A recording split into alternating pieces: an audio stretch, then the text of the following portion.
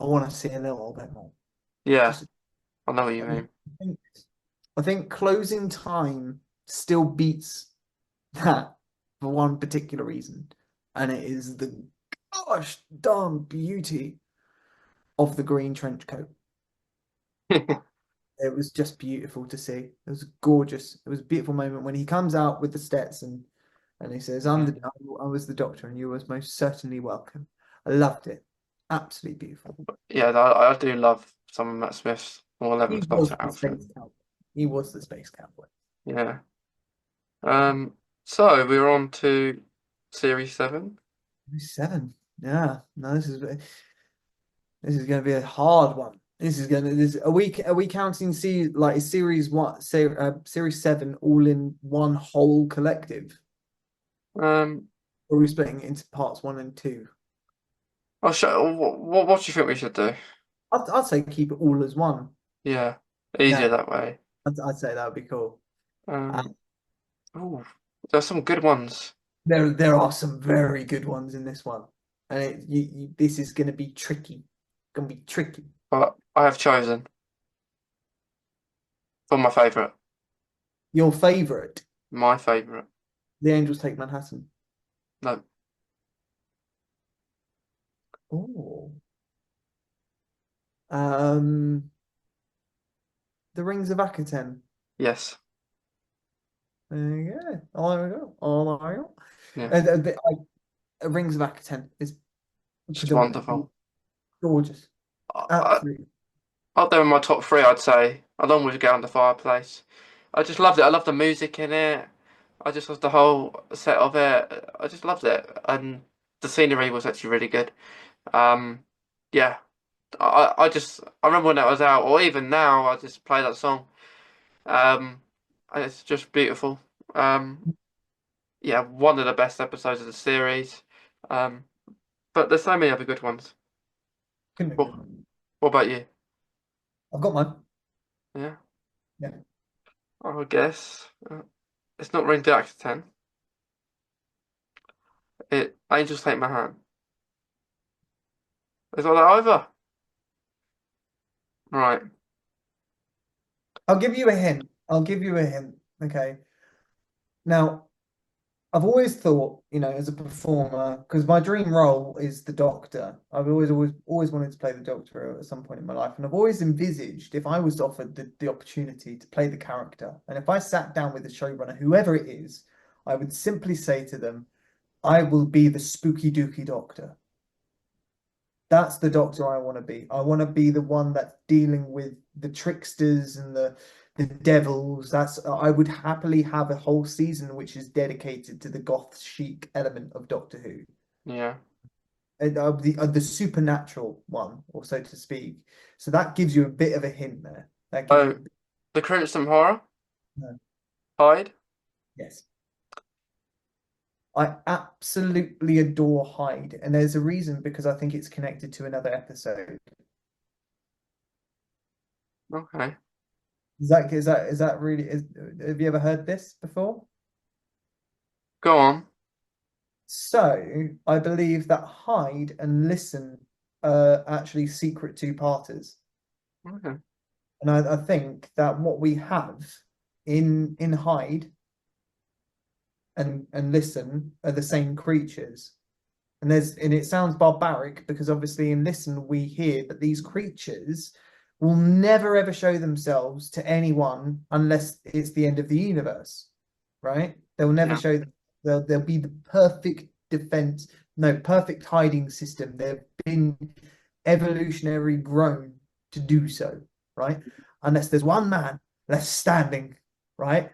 But let me ask you, right? In Hyde, in the pocket universe, what's happening in that universe? The um, the entity or the It's the end of person. that. It's the end of that universe. Yeah, it's the And entity.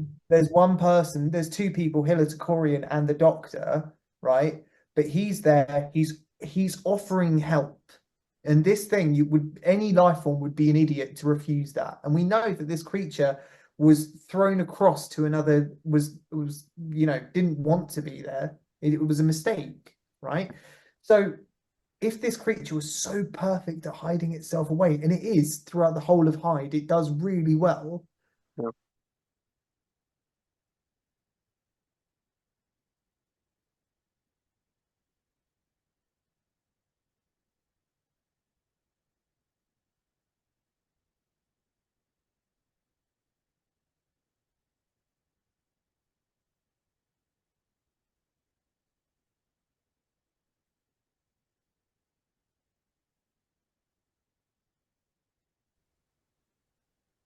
Hello?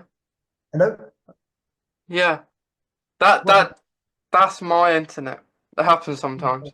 Did I lose you for one point? Yeah, you're starting to speak about Hyde. I would just all I would wait.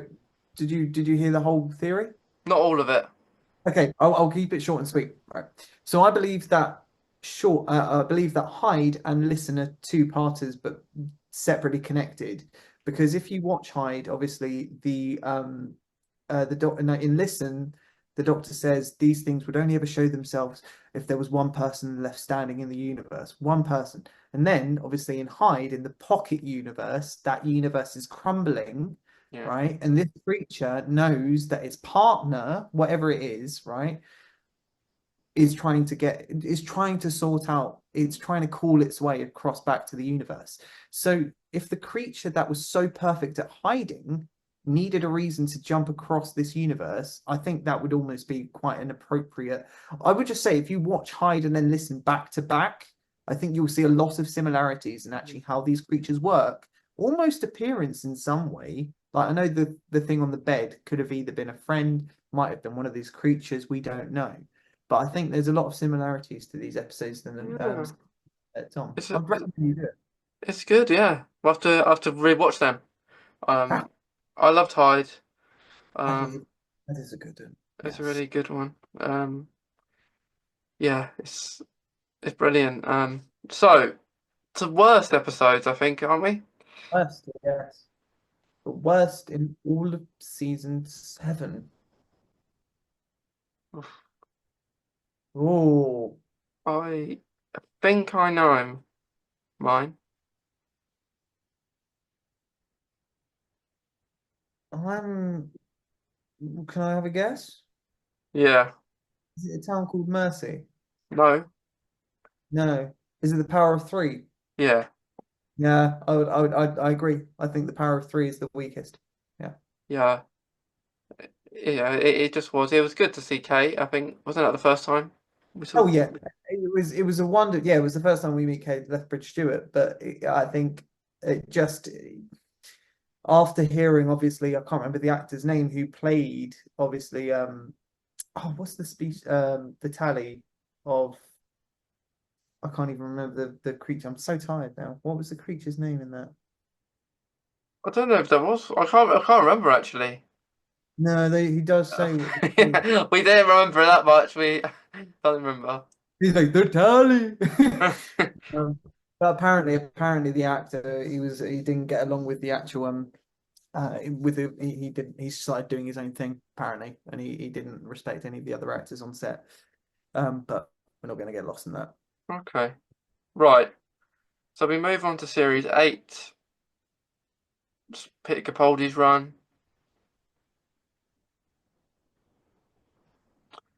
So, oh, that's a hard one, Yeah, yeah. but might not be that hard. It Uh, might not. It might be. Might not. um, oh, I think this is more hard to pick a worse than a good on this one. But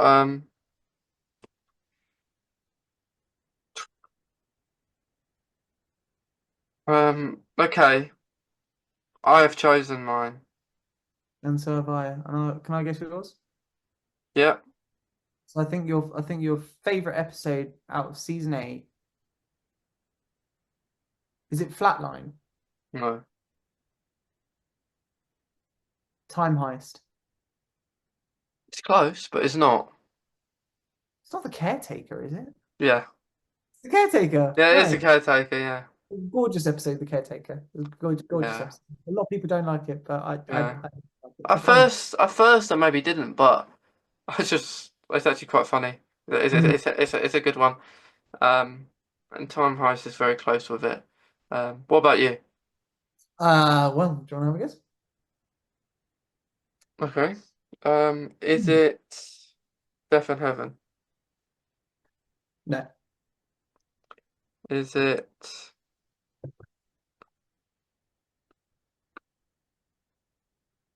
Okay. I should have thought this before I said anything. Listen. Yeah, it's listen. Listen. I love listen. It's once again beautiful monologue at the beginning. Um, Brilliant. Yeah. Now, can I have a guess of what I think your most hated is? Um, I'm just looking through them. I think I know what it is. I think I know what it Um, is. I think we will share the same answer. I think I we will picked share. this one. I picked this one because I don't already remember it, and whenever I don't really remember it. And a small fact about this episode: if you zoom in right at the start of this episode, you can see some of I know. the promotion material. I know exactly which episode this is, and it's the Forest of the Night. Yeah, in the bus. Uh, Yes, a friend told me that, and I thought I've got to look really carefully for this. And yeah, that's how that got in there. yeah, It's. I think it's fun how it did, but yeah, yeah, it's a clever episode. I just think it for a global event episode which tackled climate change and obviously all of I think it didn't have enough stakes somehow at play, yeah, which seemed balmy. It seemed balmy. The whole planet was at risk, and yet it couldn't have felt so far away from that. But at the same point in time, when I say it like that, it kind of feels like how a lot of people see the state of the world today. Where the stakes are so high, but some people just can't seem to see it. yeah. So is that yours as well then? Yeah, yeah, the Yeah, Forest of the Night, sadly, in my mind would yeah, be. Yeah, the yeah. week. So does that get? We're on series 9 now. No, we're getting through them. We're whizzing through them. Right. Series 9. So for season nine, I know what my favorite out of season nine is straight away. Straight away. Let me just think of mine. Um, okay. Ooh. Okay, I already know my worst. Oh, you already know Um, the worst. Oh, yes. I think I know what your worst is going to be. I think I know what it's going to be for this. Oh, you already know. I think I do. Can I have a guess? No, no, we'll do that after we've done our favourite. But you can have a guess when we come to it. Um, okay. I know mine. I know mine. Okay. Okay. Who's gonna Uh, go first? I I'll go first this time. I'll go Okay. first. You've had the privilege a couple of times now. Um, don't tell me if it's a two-part or not because I think we shouldn't. No, I think we got yeah, we'll up the stakes. Yeah,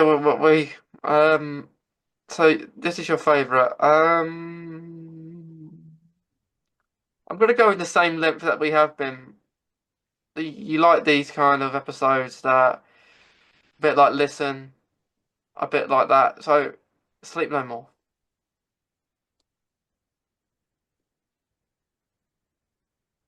No? Okay. A lot of people really hate that one though. I don't understand why. It's if have you ever seen Inside Number Nine? I've seen a few episodes. It's the Inside Number Nine of Doctor Who. It's just because Yeah. Reece Shearsmith, he's a wonderful actor and writer, and I think he definitely helped make this one a unique episode. But just Mm. well, Okay. Is it Heaven Sent? it is heaven sent. Absolutely, it's the just.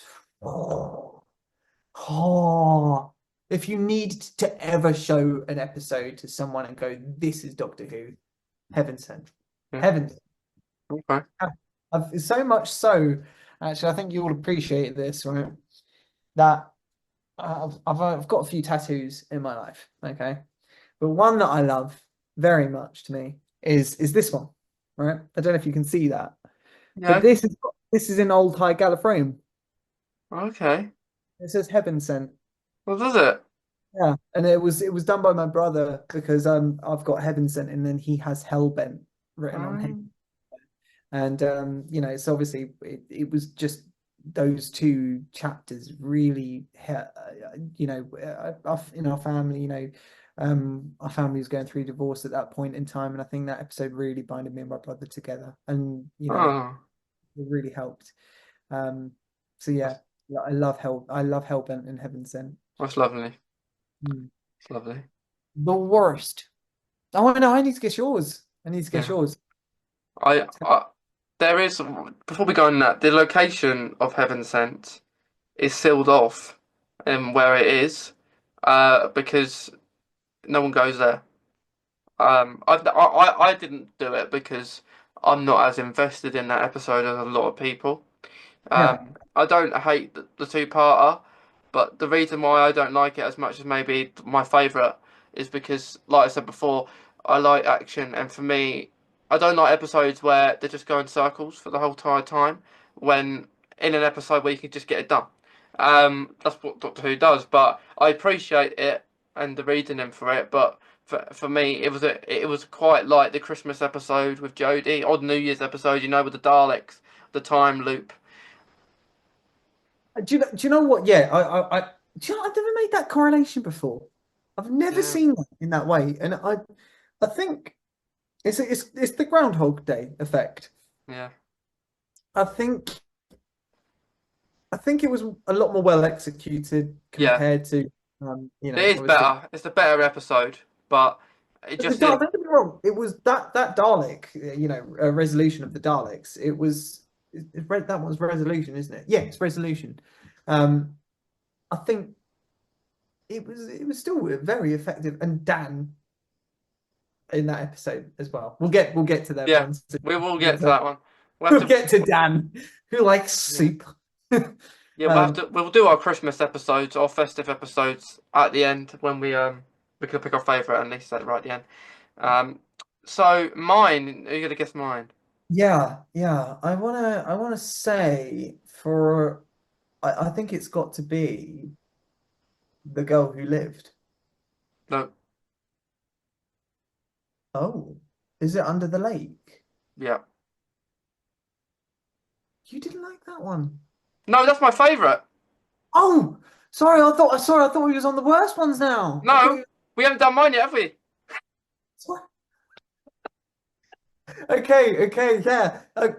I love it. Under the Lake, yeah, Before the Flood, great. They are. I was watching an episode earlier this morning. Great episode. But not. Great. But not before the flood. You don't Just like? on. Just under the lake. Oh, yeah. Because because I Why? think Why? I like Before the Flood, but I just feel not. It doesn't make much sense. The ending really of this big monster in doing it all. But I do like the first part. That's my favourite kind of episode of the series. Okay. So right, let's go for the worst. Let's go to the worst. I'm just gonna say it. Yeah. Um, are we both agreeing that it's the girl who lived in two part? Well, Or is there someone else? uh,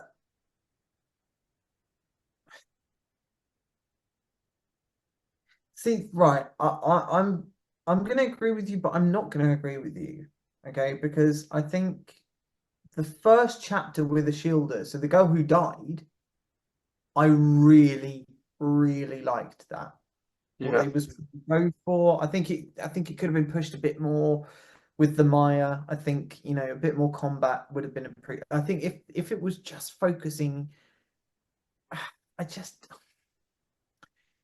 I just didn't like the in the girl who lived, the whole precedent with the cat people. I didn't like that dynamic. I yeah, just didn't. I think Shielded was a great character, but the evolution to me that was a dynamic turn for a character, I will say. For the first immortal that we've seen to really desaturate in life, it was beautiful. I just yeah. think it was a bit too. just a bit. I didn't really know what was going on in that episode half the time. Yeah, I know. So, what is the one you're saying is your worst then? I think the worst in my mind is the girl who lived, but I really like the girl who died. Okay, okay. So the Maya episode really good, Yeah, really good. Yeah, I'll, I'll second. agree. I'll agree with you. Um, so that moves us on to series 10. We're getting through 'em. Yeah, we've been doing this right. Series 10. Have you ever done this before? Oh, this is a harsh one. This one's gonna be a killer. Series Uh, 10. Oh, there's some belters in this episode. There are some really good stories in this oh, I series. know mine. I know mine. Yeah, well, I know what yours is going to be. I know your favorite one is World Enough in Time and the Doctor Falls. Nope. Oh, so it's got to be the Extremis storyline then. Um, the pilot. Um, hang on, let me just have a think. Is it Smile? Thin Ice. Is it the caretaker? No, not the caretaker. Knock Knock. No. Um, Pyramid of Mars. No, not Um, Pyramid of Mars. Pyramid at the End of the World. yeah. Sorry. And the Lie of the Land, that two-parter. Right. So here's the trouble with me because I see that there's actually a four-parter Oh yeah, The in this. Extremists. I remember. It is part of that. No, I don't think some people think there's a three-parter. I think it's actually a whole four-parter, right? And my Right. reason for that is in Oxygen, right? This is where it all kicks off, Yeah. and it's when he goes blind. That's the first point of call. I know it's obviously at the end, but it's his continuous problem. So he has that, and then the pyramid at the end of the world. Well, no, Extremis, then pyramid at the end of the world, and then the Lie of the Land. Brilliant. I watched. I think I had that epiphany when I was on a flight once. I had all four downloaded, and I just went, Yeah. "Oh, well, It like is so." really good. Yeah, yeah. So what's yours? Um, I really love World Enough in Time and the Doctor Falls. Okay. I, I love it's an apogee It's for brilliant. yeah Capaldi, just John Sim returning back as the Master, Michelle Gomez crushing it as Missy, Naldole, a brilliant character. Yeah, amazing storyline. It's brilliant, isn't it? And then the worst. The worst out of that season, I've picked mine. is it Smile? No. Thin Ice? Knock Knock? Um, Go on, put me out of my misery. Tell me what this one is. The Eaters of Light. Okay. Fair enough. Yeah, I can. It, yeah, yeah. If I was going to join you, actually, I think I would shift myself. I was a little bit perturbed between that and Knock Knock a little bit, but I like Knock Knock. I like Knock Knock in its own way. It's got David Suchet and it's spooky dooky. But I will say the Eaters of the Light, sadly. Yeah, yeah. It's one It of was those episodes I just forget. I think I watched it the other month, and it's like I was watching a new Doctor Who episode because I don't remember anything about it. Um, but yeah, it's like that one and the other one that we mentioned in the other series that had the bus on. I don't remember that much either. So yeah, I'll say the Eaters of the Light. fair enough. Yeah, that's a good thing to go with. I'll join you on that as well.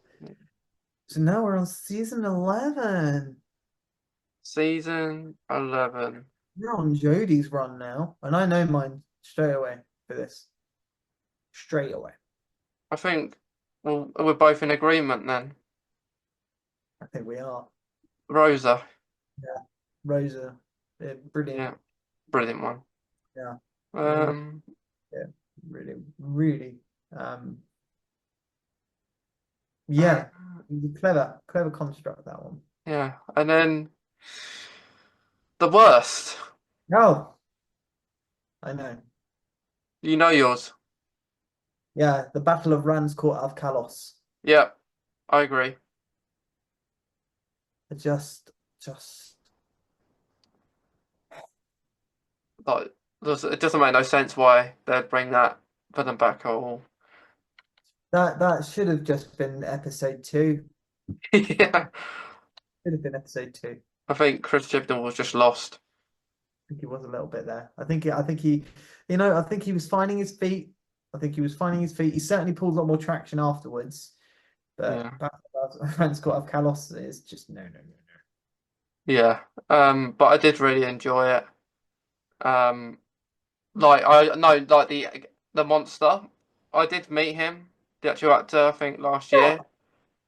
Yeah, I spoke to him. He was lovely. But you wouldn't know. You wouldn't recognize him, of course. But Yeah, I'll tell you, I do like Tim Shaw as a character, a creature and a monster. Brilliant, really cool character construct, and also I liked that's the bit out of Battle of Ranskoor of Kalos that wins for me is the moment of when she catches up with him, and it's been near enough 2,000 years or something for them.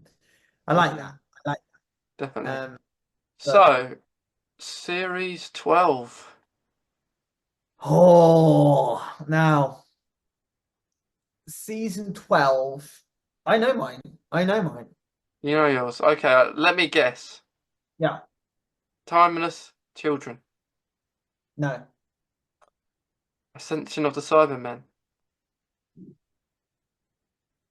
I would have paired them Yeah. together, Oh, but you I'm put not. them together. Um, is it The Fugitive or the Jadoon? Yeah, The Fugitive of the Jadoon just hit in a spot of where I felt that he was really getting traction with the writing again. Really, really felt that it was jam-packed. Yeah, And to see Sir Russell T Davis's name as well pop up for, the Jadoon were created by in the credits. Yeah, I loved it. Just seeing that again. it was It was good. It was out of that and Spyfall Part 1 for me. Uh, it was a good episode. It was brilliant. It was brilliant. I love the Kasavan as well. The brilliant idea of creatures. yeah. So have a guess what my worst is. Now it's Orphan 55. Yeah, Yeah, I think any fan of if there's any true fan, um, I think we would all unite. I think every fan, despite every debate ever in all Who history, if we all had to come together and unite on one thing, it would be Orphan 55, sadly. yeah. I suppose we just joke about it and say it's our favourite episodes of the series. I Um, love Orphan 55. Orphan yeah. 55 is just brilliant, okay? It just But smashes everything. looking back, it's I've seen worse, but it's just not good.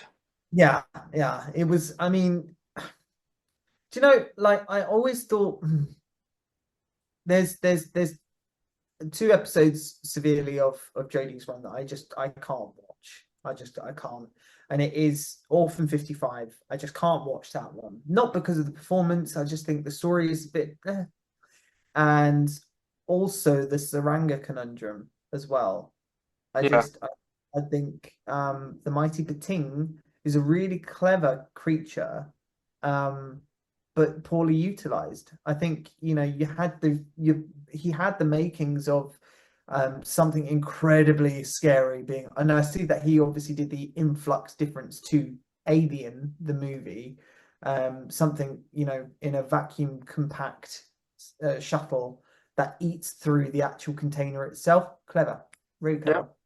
yeah. I agree. So we've moved really fast. So we're on series 13 now. Um, Lux, baby. so what do you think my favourite is? I think your favorite is definitely going to be the Village of the Angels. No. Oh, so it's got to be the Ravagers. And no, no, it's not the Ravagers. Sorry. The Halloween Apocalypse.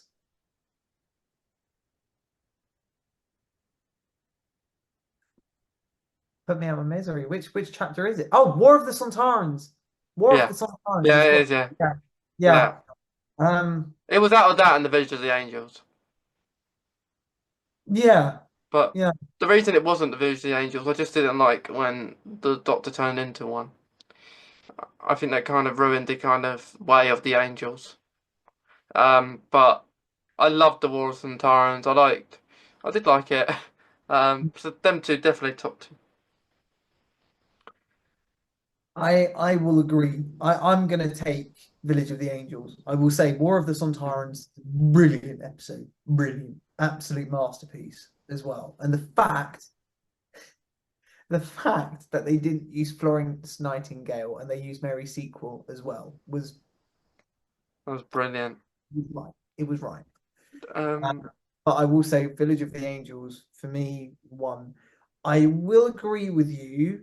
Okay, I disagree because I really liked the actual idea that the angels took the doctor, converted her to take as a prisoner, kind of hostage to go where she needed to go.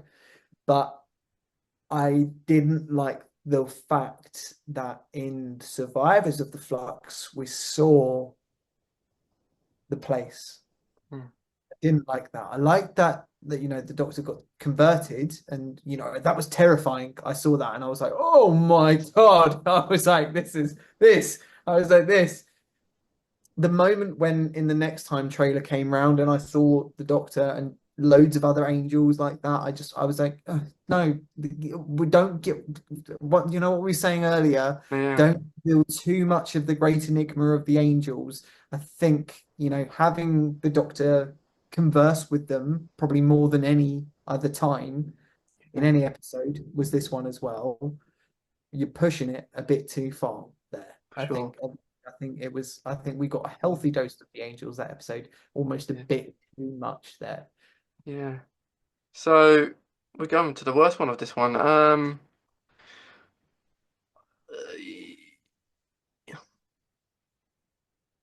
What are you going for? I'm gonna say Survivors of the Flux. Yeah, I'd I didn't agree. I think that one was just a bit of a filler. Yeah, I think it was just a bit of a filler, that one.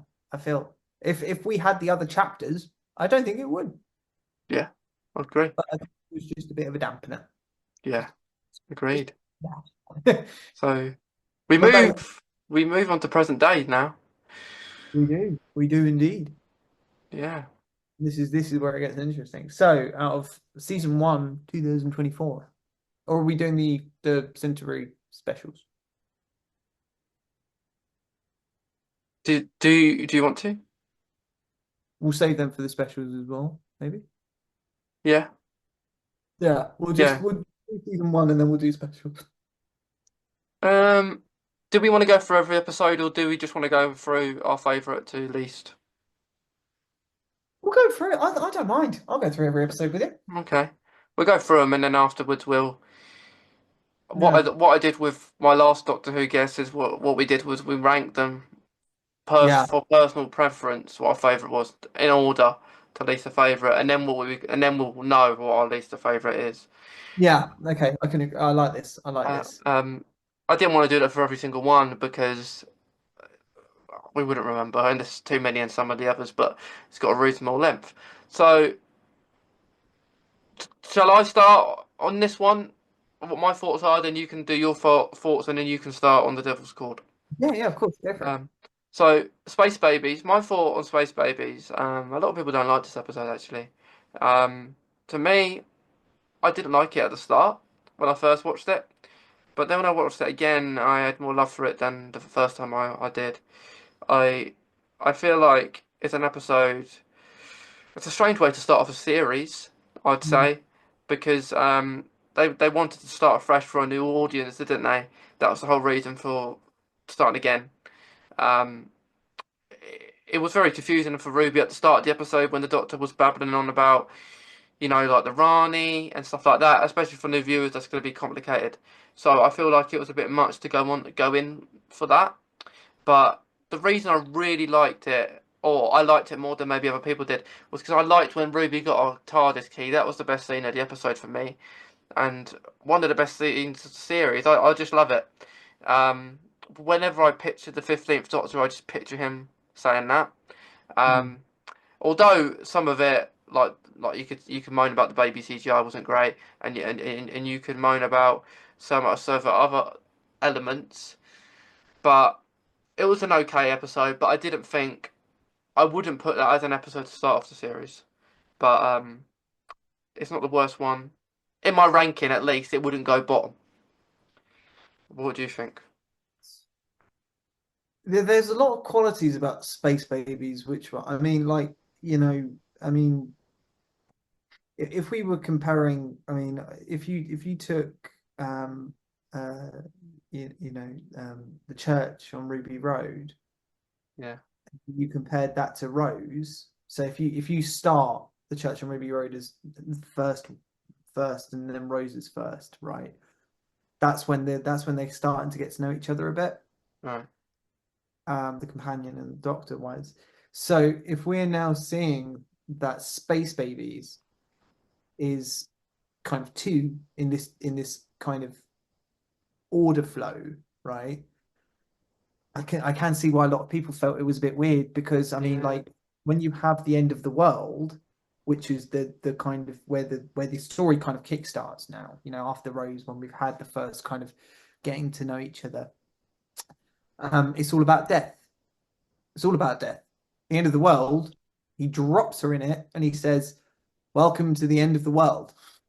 And yeah, everyone in the episode practically dies, right? yep, And then, that defines Doctor Who. Like he made sure that he beat the baddie at the end of the day. But a lot of people got hurt as well. And that's part of the Doctor's job, part of the Doctor's life. But in Space Babies, right, it was obviously unorthodox, because it was all about life. It was all about life.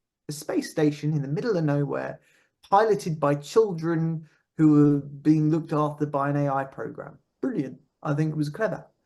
Um, I I I I liked the bogeyman a couple of times afterwards. Like at first, I was a bit like I felt it was a bit weak that it was, yeah, but after a while, actually, I do see. I was like, yeah, I like that. I like that actually. Really simplistic that the monster is the bogeyman. yeah, Um, but I think it's very imperative for new viewers yeah, that one was Space Babies. yeah, Because the Doctor doesn't matter. Like in the legend of the Doctor and the character of the Doctor has got a very special relationship with children in a format of he's connected. Like even Capaldi says it in his final speech, and he says, but if children have got their hearts in the right place, they can hear my name. That's what he believes. So I think, and it's that beautiful moment when the kids say, "Were we born wrong? Is there something wrong with us?" yeah. I like Right? that part. Love that. I love that. Really beautiful because there's so many kids, once again, who, I was child bullying. Yeah, We all watched the show if we've all been bullied or if we're all suffering with our own afflictions, and we question ourselves, right? And to hear the Doctor, and it had to be shooty to do this. And he goes, "There is nothing." And and that is fine. You are lovely. I love you. I just love that energy. And he just gets it right. He gets it. I think when it comes to reassurance in a doctor, he got it straight out the bat. it was Straight. brilliant. And I think a lot of people said this is the trouble with him. He's too emotional. But I mean, his first episode was looking after the most sacred thing, his Yeah, baby.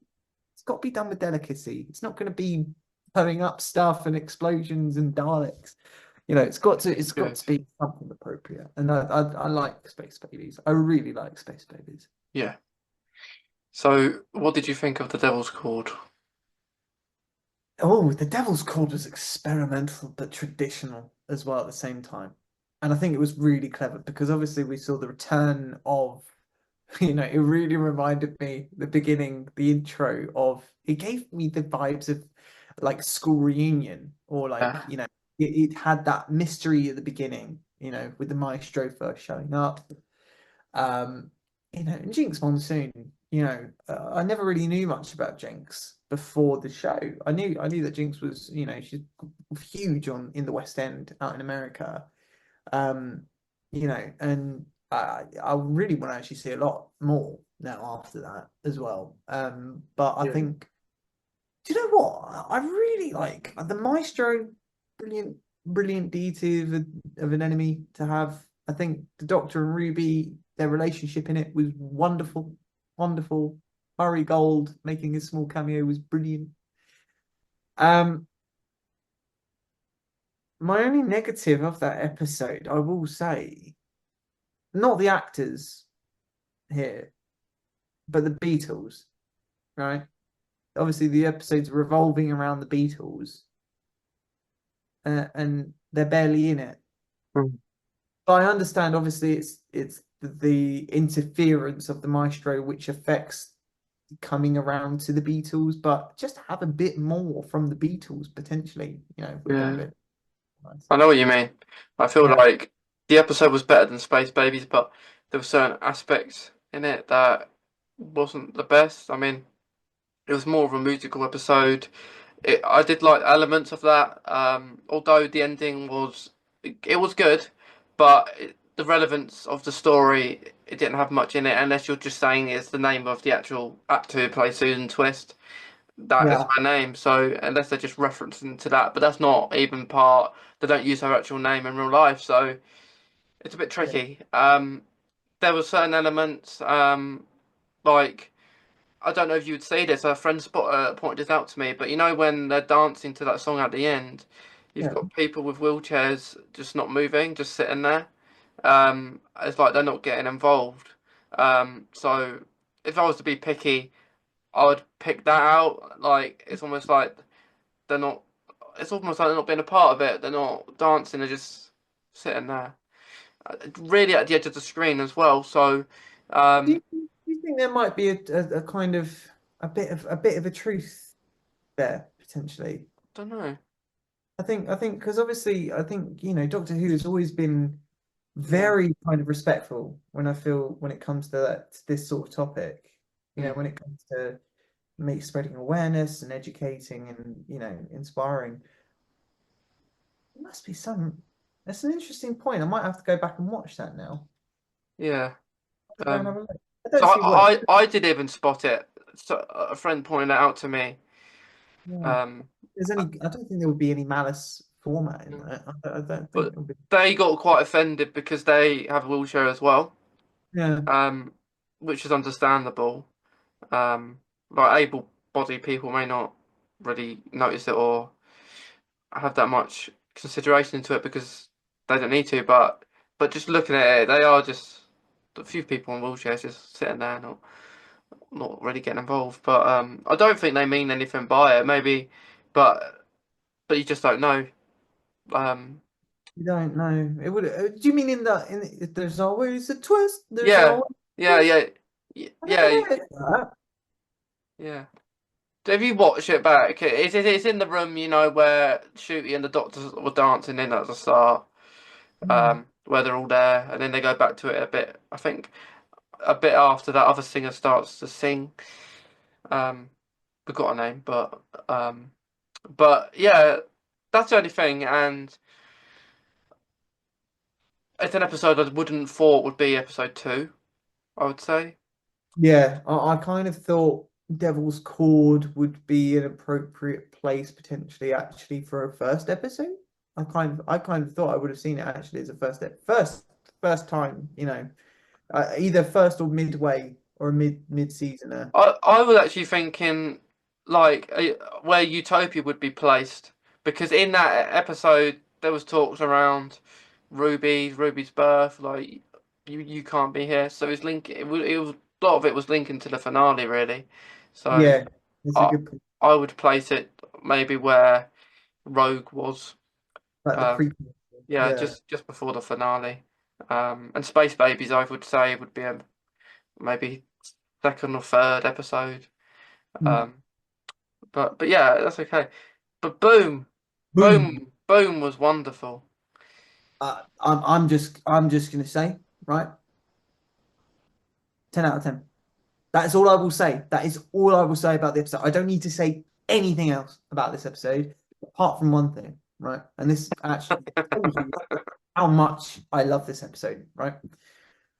So earlier in the year, I'm going to keep it short and sweet. I had a health issue with my heart, um, and I found myself one evening actually on the verge of feeling like I was potentially going to die.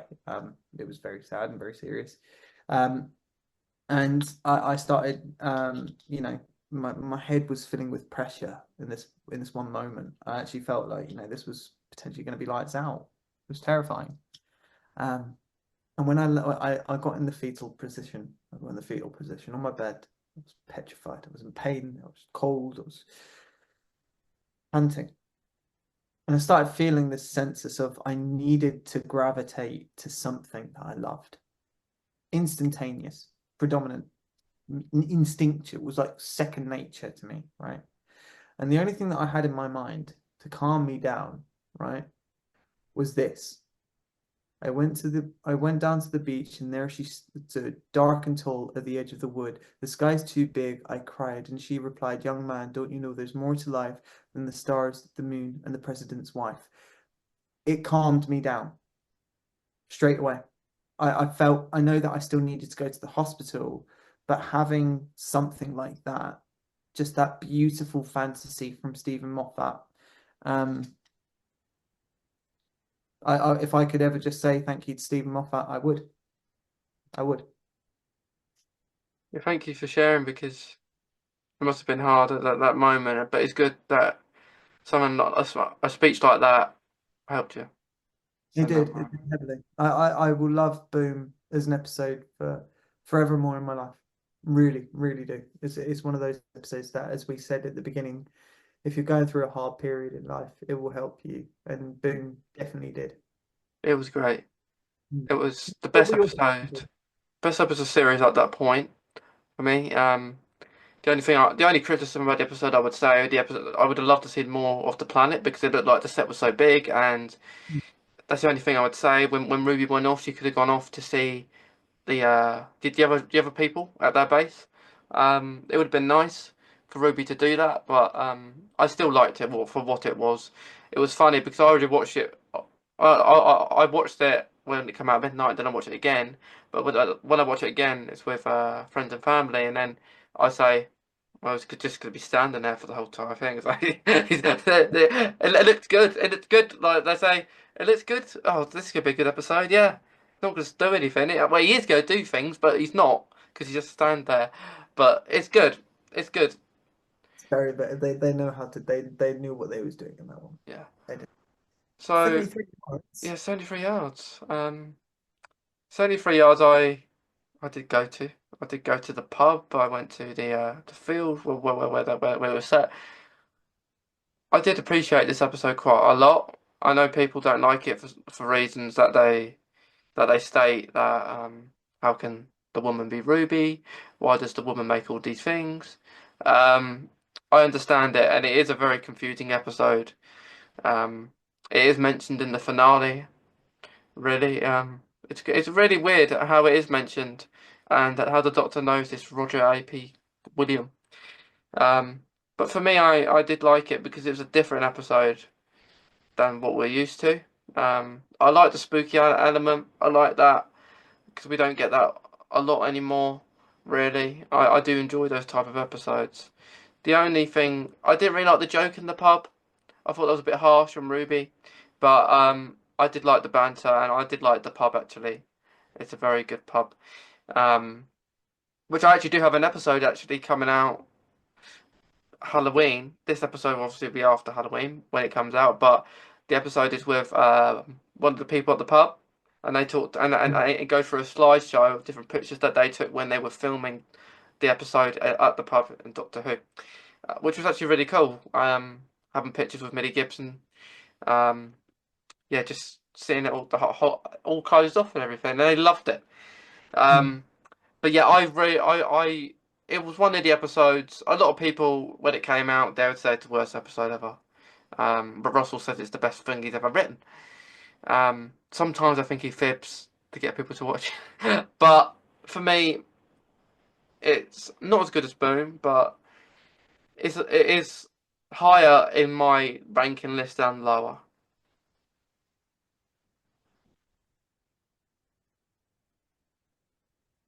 What what do you think I felt about 73 yards?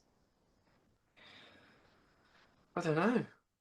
I don't know if you. I don't know. I'm kind of in the middle. That you like it, but you also have a few doubts around certain aspects. Now, my problem with 73 yards is there is none. I don't know. I really, I really really love liked it. the episode. I really do. I think, he intended to make Doctor Who, right, for starters, as a part of the BBC. Have you ever been made aware of Raytheon values? Rating values. Yeah. Do you know what they are? I have heard of them. So when the BBC was first founded, right, anything which gets released by the BBC has to follow three values, which are Raytheon. Number one, it needs to be educational, it needs to be entertaining, and it needs to be informative. It needs to be either one out of these. And I definitely think he ticked all three of those boxes with this episode because it was educational, informative, and definitely entertaining. Had you on the edge Uh, of your seat. yeah, absolutely. And I've lost quite a few hours trying to theorizing on what happened there. And I've done TikToks theorizing, what if Sutek, had something to do with this whole episode as well. And I'm still very on the bench press that he is somewhat involved in a little way Yeah, in that episode.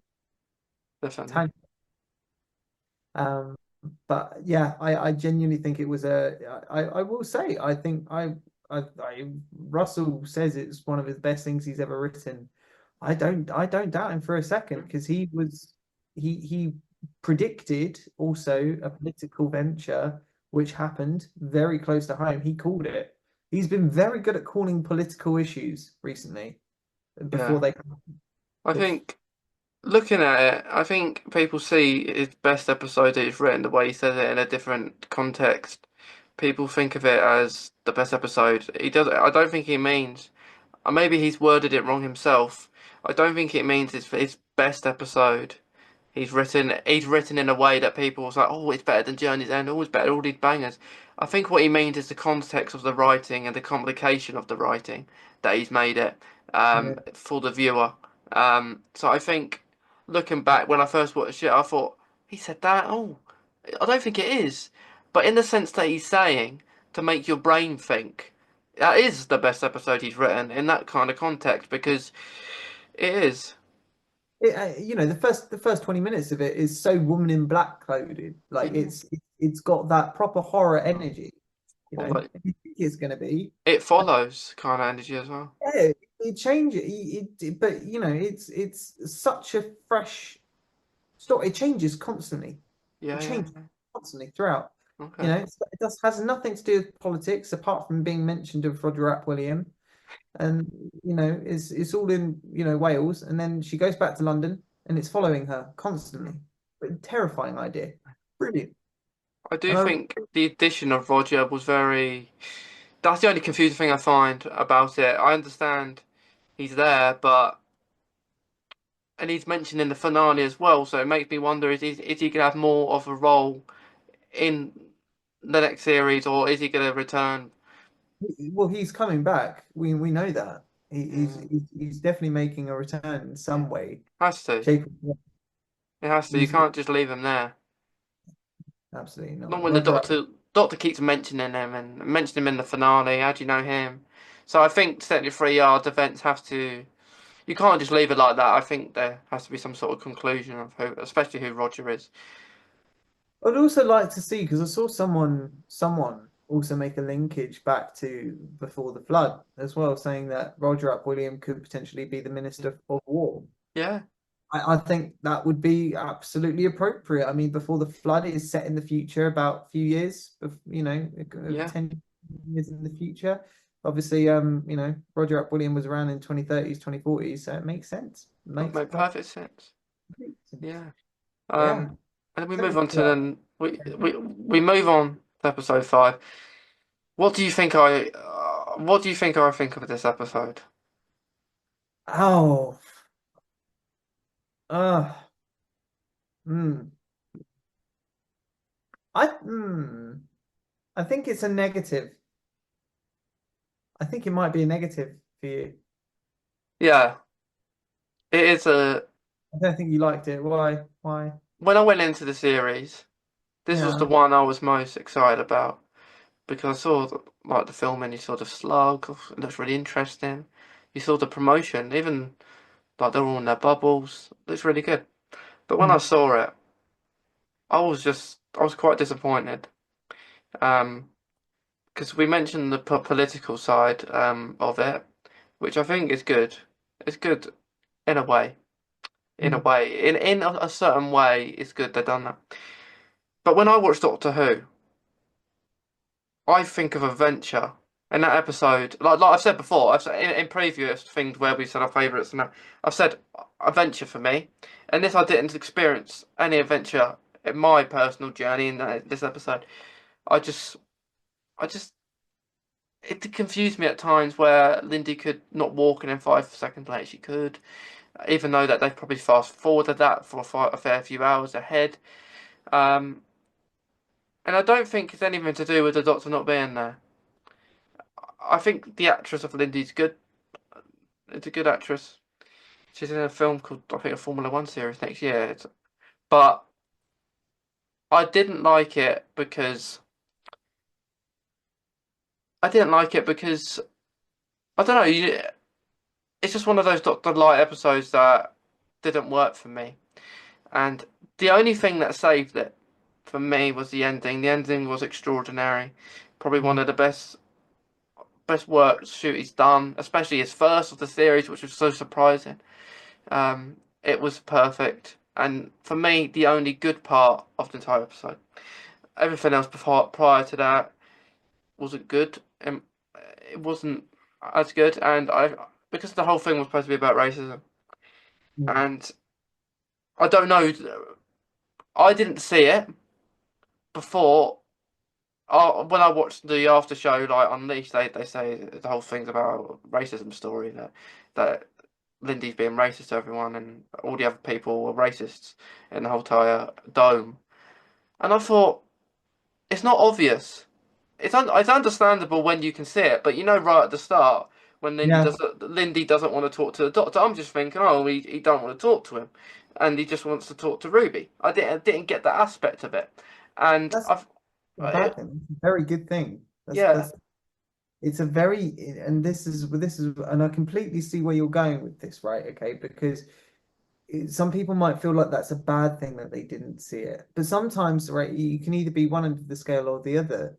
Hmm, Um, and from what I've seen, right, you seem an incredibly cultured, very, very lovely young man, right? And I don't put for a second that you would have senses of prestigiousness or prejudice in you.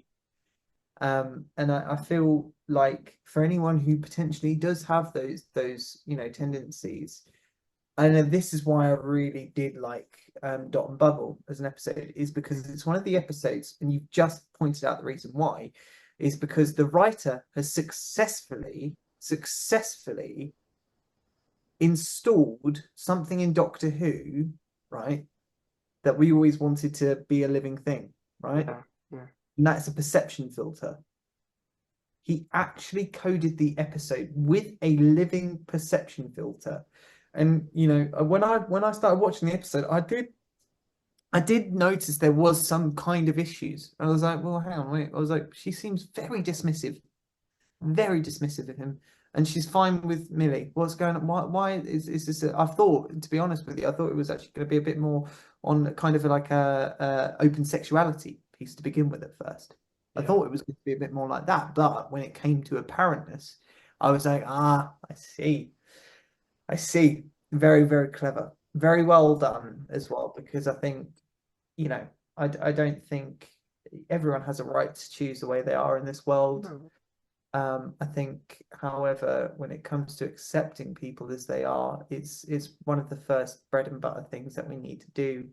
And it needs to, it shouldn't be shunted down people's throats. I think it's a, it's an offering, um, and it's down to the people if they choose that they, if they want to learn more, to culture themselves, then absolutely.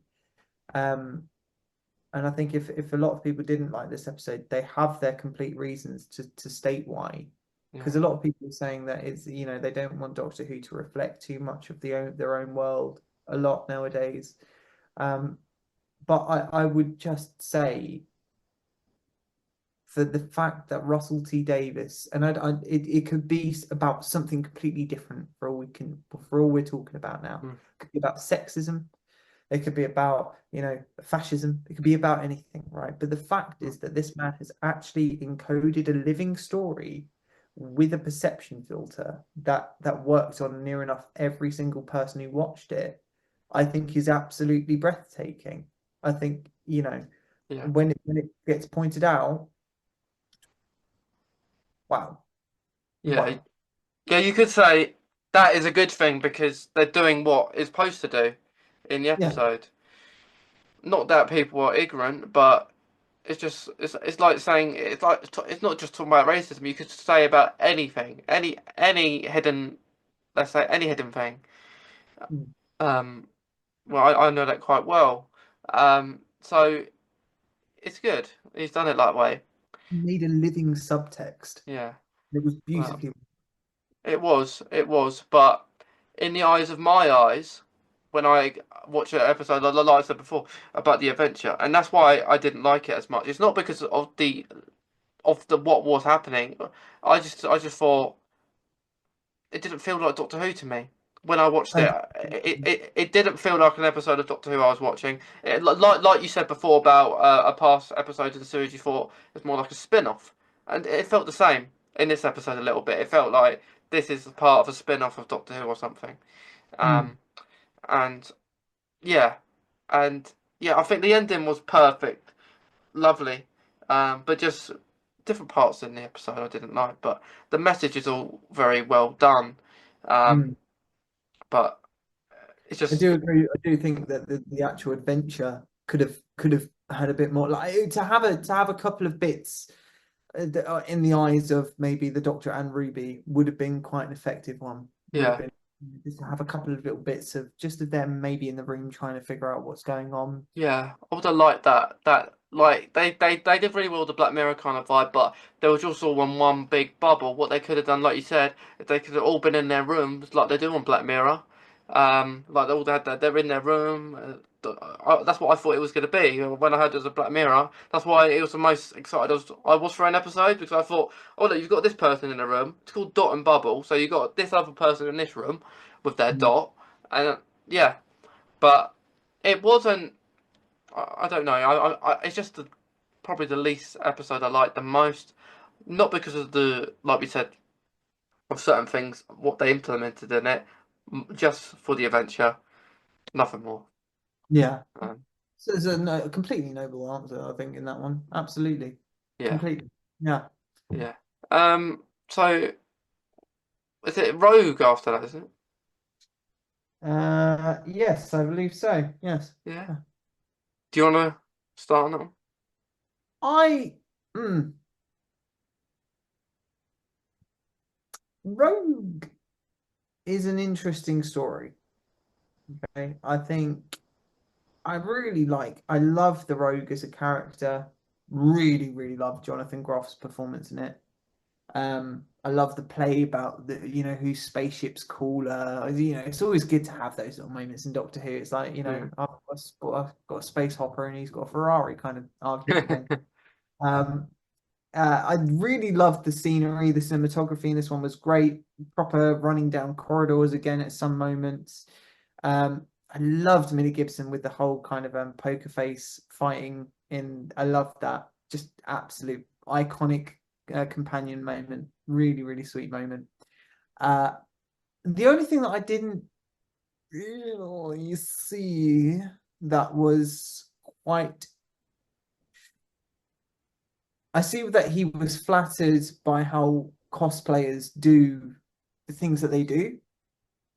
I just kind of wish that this episode, if he was wanting to do an episode about cosplayers, it should have been done so much more earlier. Like we're in 2024, cosplay community is a very well-known thing.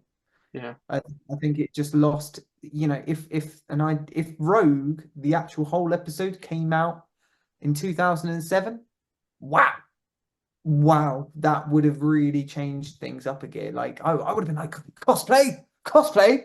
I need to know about this. But I just felt everyone knows what cosplay is at this moment, and yeah, I think the true comedy comes out of the things that they say, you know, and that's it really. But I love the episode all around. I do really like it. yeah. I liked it as well, and yeah, I think the cosplay element. You could say that they've you could you could even bring up a point where it may look bad of cosplayers, how they implemented the monsters to be the cosplayers, and in that sense. But I did like how they used them in a funny way. But yeah, I did think the monsters are quite forgettable in this episode. That's the only downside of it. But everything else is brilliant, like Rogue, the Doctor. I did really like it, and it's probably one of my more favorite episodes of the series for sure. But it was another one I was really looking forward to, and it did kind of deliver because it was all Regency, like get on the fireplace kind of vibes I was hoping to get, and I did a little bit, especially at the start. And which is why the costume is another reason why I love this episode so much. Shooty was wonderful.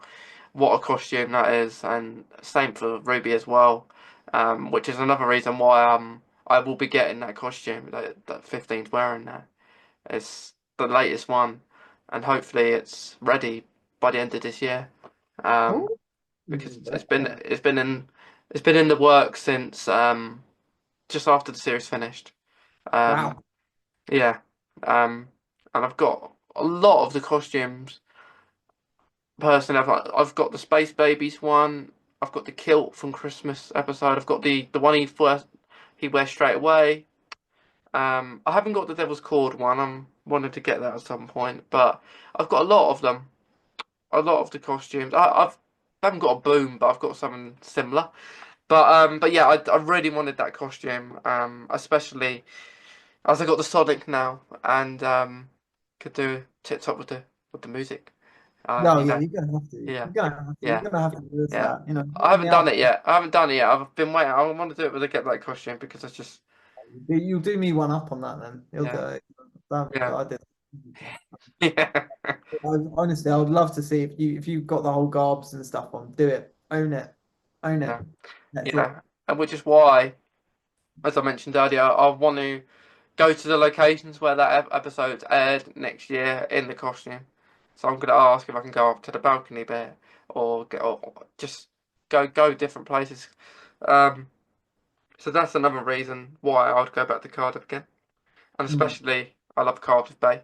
It's lovely. it's gorgeous. Um, Yeah.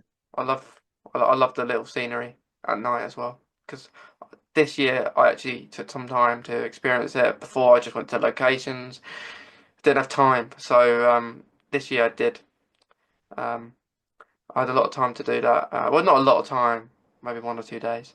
Um, but um, but yeah, it was lovely. Um, but yeah, so that moves us onto the finale. Um, I know some people rate it as one, but do you kind of talk about it separately?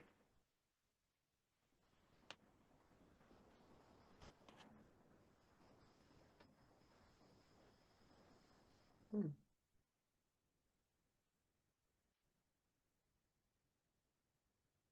Oh no. Hello? Hello, got you back. Yeah, Sorry, I think my internet just disconnected there for 2 seconds. Sorry about that. that's all right. So what was your question? Do I see Right. the Cheltenham movie, the Empire of Death and Yeah. Do you rate it, rank it as one whole, or do you do it separately? I would say do it as a whole because it make it difficult. I think if we had it separate, it creates a bit of an easy picking to bully one of the stories a bit.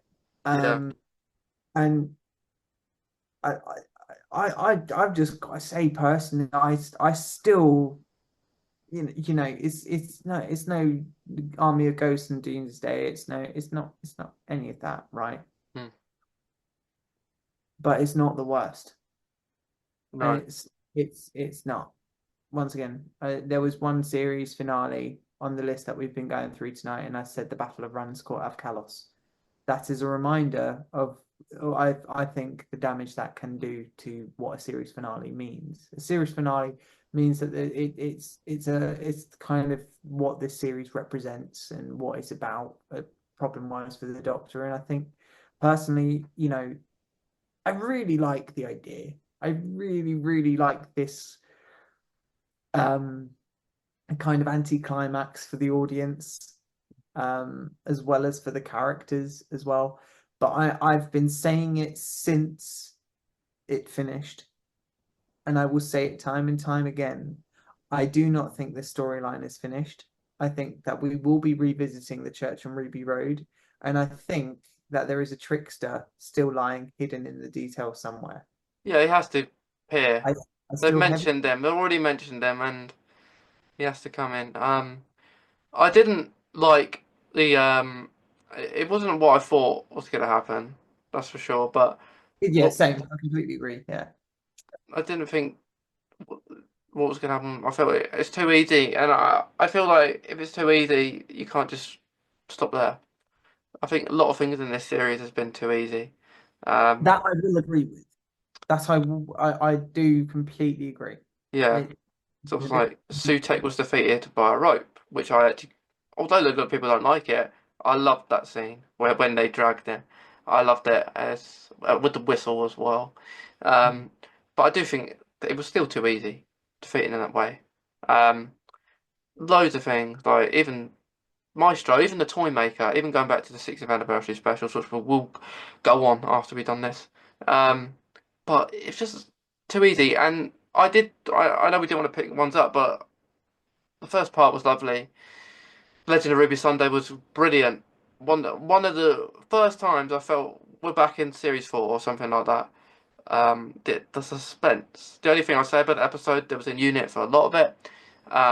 A bit like how we said about the Lodger, was in Lodger for too much of it. Um, but the second part, it was a little bit over underwhelming, but it wasn't as like you say, it wasn't like series 11 finale at all. And every time I say series, my Siri goes on my phone. I don't know why. But it's brilliant, in a certain extent. But yeah, there's certain elements that you could question. Is Ruby's mum really Ruby's mum? Or did the trickster plant her there? Is it too I think easy? that's dead right. It's a the falsified truth, because this is the thing, and I this is what I'm going back to. I think, it's one thing. I think Russell T knows what he's been doing. He's been playing a very long game, and I think it's a damaging thing for a series finale to not do well, Yeah, right? But if you intentionally, right, he's been doing things very differently, for starters, right? As you say, like he's been, in his premieres of like how he describes the episodes, he's been bigging them up, and then the episode, the fans have been like, well, what was that? You lied to us there. You know, I yeah, think I do, immersiveness is such a modernized format of connecting to the audience today. Again, yeah, think what he's trying to do is he's trying to invest people into caring a lot more than what they have. Because, and it pains me to say, because I loved Jodie's incarnation once again. Um, but a lot of people didn't. A yeah, lot of people did not welcome Jodie. It could have been for many plethora of reasons, but they didn't. And it made them lose a lot of care for the show, right? So how do you get people invested back into something again, right? Okay, you make something seem really appealing again, right? And how did he do that? How did Russell T get us all appealed and excited for him coming back to the show? Not just the fact that he announced he was coming back, but the fact that he got Catherine Tate and David Tennant back. That's the first big thing that he did. And yeah, we was like, right, you've got our faith. You've got us. You've securely made sure that this show is not going to be like apparently he won the haters back again. He did. Whether you say it or not, if you didn't like the Century specials for apparently how I don't know woke they were in some ways, he got you back. And now you've watched the whole of season one again. I think what he's doing is he's drip feeding us to get riled up and angry again, right? To the point of when we get to season two, and that series finale is that this is why I think it could be like the big play is the trickster, because it's one thing to trick the doctor, but to trick the audience as well at the same time, you've Yeah, won. yeah. You've done a good job there, and Do that is you exactly what I think he's doing. do you think there's a lot of pressure on this second series though? Because after how series one has gone, as we can say it as much as we want that we really liked it and it went really well, but there is a lot of pressure on this series to work because if it doesn't, and maybe that's why the series three hasn't been commissioned yet. Maybe Disney no, because Disney are on no people to not to say they don't want it anymore. They've done it. They've done it with others got who had lower views than Doctor Who, but that's on Disney format because Disney format is a lot different to maybe our format where we're looking at the viewers for the BBC. We don't. Yeah. I don't think we really know the Disney format what it is for us. But I think that's what they're doing. They're waiting. They're waiting patiently, and this could either be really good or really bad because if they if they do wait, or if it isn't announced soon for the commission of Series Three, that may take a while to film. Series 3, we might not even be getting it in the yearly schedule that Russell T Davies has promised. So it's going to be really tricky how soon they commission it. Yeah, no, that has been a little bit of a wellspring of doubt is season three. Season two, not as much. Like I'm very, you know, see the thing is, right, obviously I'm hypothesizing and rhetoricalizing with obviously the ideas that season one finale is not finished, Hmm. right? I'm hoping um and I really, really hope that that there's still something left in the detail, right? Because I wouldn't be disappointed. I wouldn't be disappointed if it wasn't anyway. It's Doctor Who. No, I'm never disappointed, full stop. But if I was one of the harsh reviewing fans, and I went, if that is genuinely the this ending of the Empire of Death, what that was actually the ending. Like I wouldn't I could not argue. I couldn't defend the show in that way. I couldn't.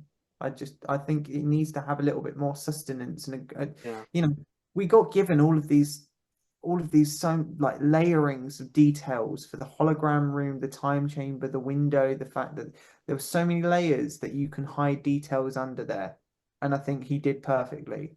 But if that's not true, then I don't know. I don't know what the fans. Yeah. I'm making hope that Yeah. that was.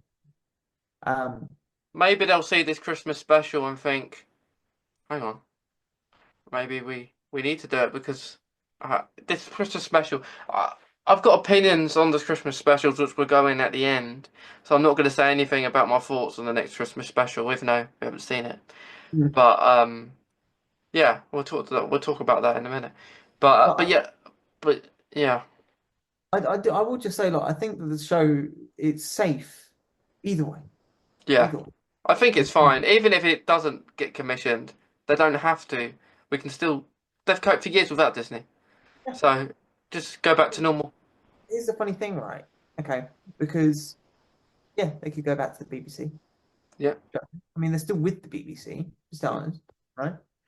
But Bad Wolf Studios, right? They could easily independently carry on themselves. Mm. They they would need to find a new platform, right? They Right, they yeah. they any the produce that Bad Wolf Studios has come up with, like His Dark Materials, War of the World, everything like that. They've made wonderful stories, and I think that they would find a good home if they couldn't, if the Yeah. BBC, because apparently there's ideas that the BBC's not going as well nowadays, and I think the BBC will be there Yeah, regardless, and definitely. Yeah, um I think it's in a safe place, like you say.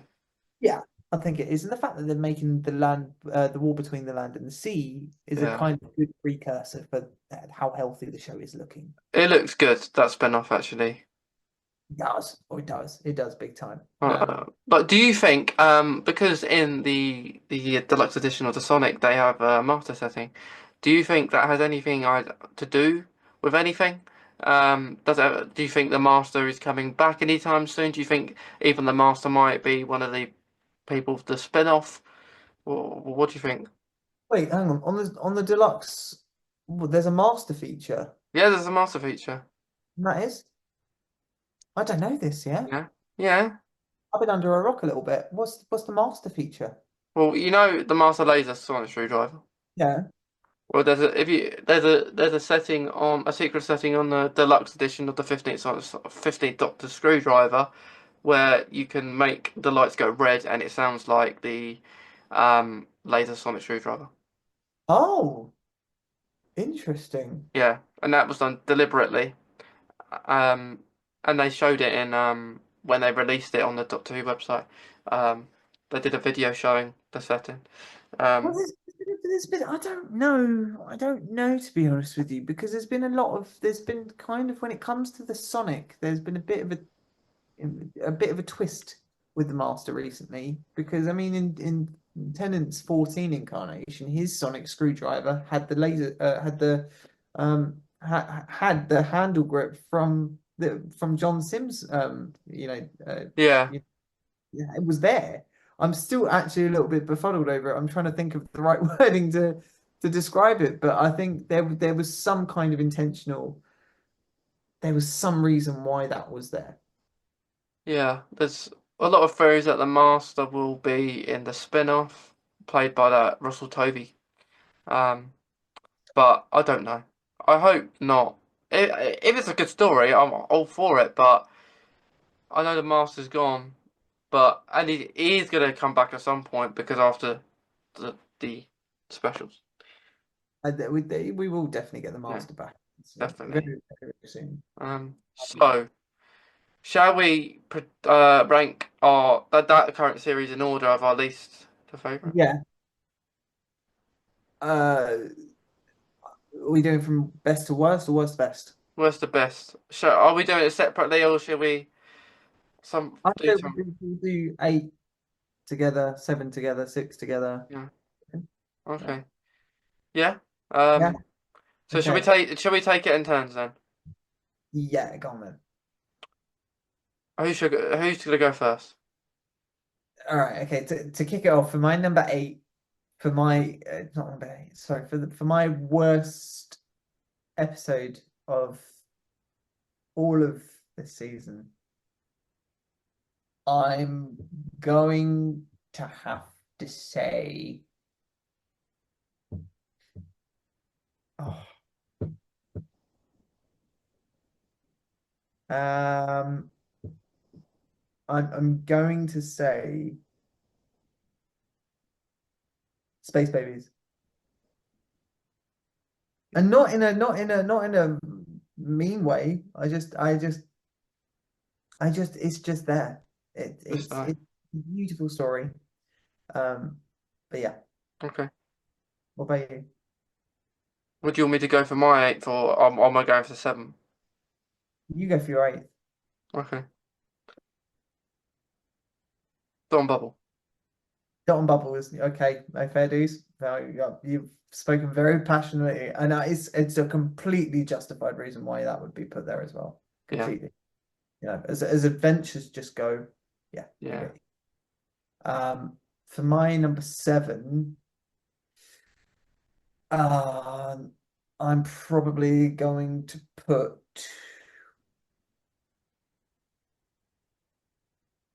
The Devil's Cord. Hmm. I'll put it at number 7. I think it's number 7. I don't know how many episodes. I don't know actually what the number order is in this. Yeah. We're going backwards. So yeah, seven. Seven for me is Space Babies. Okay, okay, okay. Number 6 for me, I'm going to say Dot and Bubble. Yeah. Okay. 6 for me is Devil Called. Okay. Five for me. I'm gonna say number coming in at number five. I'm going to put the Empire of Death. Okay. Um, every time I do one of these, I always change every time.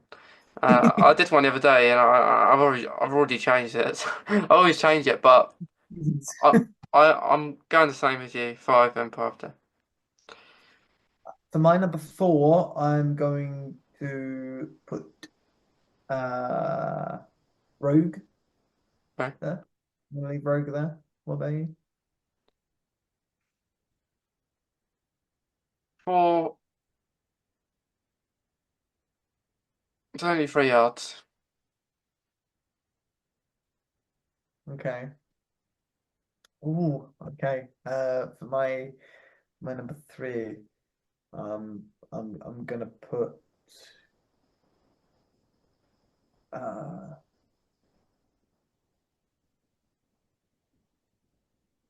oh, this is getting tight now. I'm gonna say 73 yards. Okay. Number 3.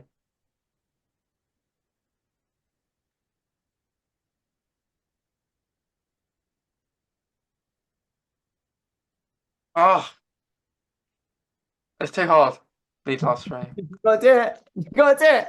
That's not fair. You're making me do this. You asked me to come on your show and you get me to be vindictive like this. Gotta taste your own blood. I'm gonna go for. I don't want to go for it, but I have to. You've got to. Boom, boom. Boom. Okay. Okay. My number two. Ah, it's hard now. This is really, really difficult. Um, right.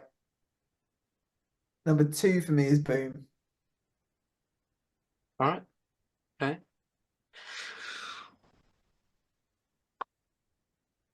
For me, the winner. Well, second is because I don't know. It's hard. I like them both in different ways. One because it's probably one of the best episodes since 2000, early 2000s. Like that. Like the mystery of it. And the other one is just because I like his costume and I like the music and I like all the concept of it and it's kind of my era. Ah, Come on. what do I pick? You got to. You got to do it. That's what I put in my favourite the other day, but I know from what I in my heart it has to be Rogue second. Gorgeous place. I mean, I'm quite ashamed that might so low down, but yeah, that's completely fair. And obviously, my number one, right, is The Legend of Ruby Sunday, and I will say why, right? I will tell you. There's a few main reasons. Number one, it is the most doctory doctory doctor intros of all time. Yeah. Right, that music flying through London, just doing his thing, right? The fact that unit, like, we get the links, like giving us that announcement, right? It's almost as if the links is the harbinger to the Doctor for that story. Do you know what I mean? Like, we have all the other harbingers announce the gods. We get a links announcing the Doctor. I'm happy with that. I'm happy with that. Yeah. Um, Yeah, I think that really pulled, like, when I went to the cinema to see Legend of Ruby Sunday and Empire of Death, and just seeing that just intro on the big screen was just perfect. Brilliant. What about you? I mean, obviously, yeah. Wait, what is your number one left over now? It's got to be Legend of Ruby Sunday as well, isn't it? Yeah, yeah, it is. It's the only one left for me. It's the only one left. What's your crowning moment in Legend of Ruby Sunday? Same as you. That's at the start. So it's not the reveal of Sutek then. No, Did you know that it was Sutek? I did. Yeah, Yeah. I did. Yeah. I started really piecing things together for me at that point. Like I made the prediction. How did you get your idea that it was Sutek as the big baddie for the season? Because I know how I got mine. It was kind of from Devil's Cord because from watching Periods of Mars, they're basically doing the same thing, looking at the TARDIS, saying the world's going to have a destruction. So I kind of got some sort of context around that. No, It's but what no, so that could be many plethora of characters, but how did you know it was Sutek? What made you what gave you that idea that this has got to be Sutek? what for in the whole series or just the finale? In the whole series or like the behind the scenes or promotions? Because I know what gave me my little Hoovian grey cells. Well, And with I don't know, I think it was actually Hader from Doctor Who, right? I don't know if it because me and him was talking about this and I pointed it out and I don't know if he pointed it out to I don't know, right? But it was in the artwork for and it's also on when you go to Doctor Who on the iPlayer. You know how it's like the Doctor like kind of like and Ruby and they're like that and they're I'm describing it so badly and they've got the time corridor behind them oh yeah, different colors. I noticed actually before like I rewatched Pyramids of Mars before they even recommended that you do it. Um, and I noticed that the artwork of the original, I must add, not the new version, but the original Sutek time corridor is the exact same. And I was like, come on, that's it's a bit too obvious now. I was like, that's it. What was your when you got yeah. that I little saw that as well. I did think that when I that's it. saw that. When I saw that, yeah, It makes you think. You're like, that's it. definitely, We've got it cracked. yeah, And that's what we need next is just a bit of artwork for yeah. series, and then we will get a good census of what is going on in it. I think. Definitely. I definitely agree. Um, so last two things, we got the Christmas specials then specials. So let's do with the 60th anniversary specials first. Um, what order do you think we're putting them in? What order would you put them in? Uh, personally, um, wait. When we say specials, are we just doing it out of the centenary like ones, or are we doing all of them? No, let's just, shall we do the 60th anniversary ones? Yeah, we'll do 60th. We'll do 60th. We'll keep the other ones between ourselves for one day. We'll go over them when we meet in the Yeah. flesh. Do we want to talk about each one or do we just want to put them in order? I don't know. I don't know. I'm gonna say an order quickly, and I don't know if you're actually gonna agree with me. Okay. I'm gonna put at the bottom Mhm. the Star Beast. Right. In the middle, I'm going to put the Giggle, Yeah. and on top will be the Wild Blue Yonder. Okay. Would you agree with that listing? I wouldn't have a, I wouldn't say that. I would do something different. Okay, go on. I would agree with one of them. I would say Starbeast is last. Yeah, and then swap the other two around. Yeah, swap the other two around. And the Starbeast, I did actually. I liked all of them. Yeah, I, same. I, I, I liked all of them. I'm not saying that Starbeast is the worst, but it was just the worst of the lot that we were given. A lot of people may say, well, Willy Under's last. A lot of people mix around the three. But for me, Starbeast is last because I didn't like certain aspects in it. But I did like Beep the Meep. Wobbly Under's second because I just loved it. It was just like midnight for me, just another context. And the Giggles first because I just loved it all. I loved Neil Patrick Harris as a toy maker. I loved the thought of Dr. Donna. Um, the only thing, there is in every episode a criticism, unfortunately. No, none of them are 10 out of 10. Um, I don't think any episode has been 10 out of 10. I know you do with Boom, but I don't think any of them have been. I know I can pick out one thing from every single episode that I didn't like. It's rare. It is a rare thing to point an episode for a 10 out of 10 episode. I will actually agree. I will digress a little bit on Boom. I will probably give it a 9, Yeah, but there was a couple of things that did make me kind of go, yeah. um, So yeah. yeah, There hasn't been a 10 out of 10 yet, though. I will agree with you. We haven't had a 10 out of 10 star episode so I far. yeah, I can I can point out my three criticisms out of the three episodes. So the Star Beast Hmm. at the end, I didn't really like the way Rose and Donna were talking to the Doctor at the end. Okay. Um, that was my reasoning. Like Yeah. I like how Rose. I love the story. I like how they're saying that Rose, because she's trans, is integrated into Donna, and that saved the world.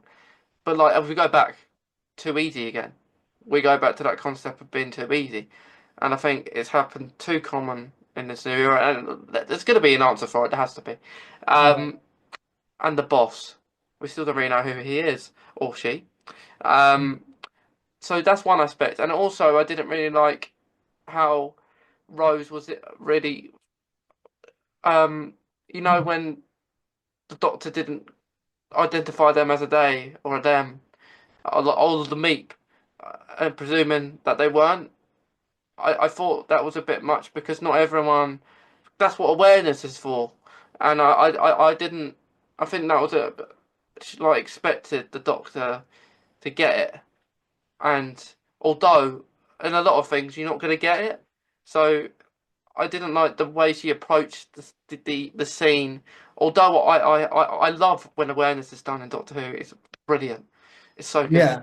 But I just felt her character there was a bit forceful of the Doctor and wanting, you could say in a different manner, but yeah, that's only two things I point out.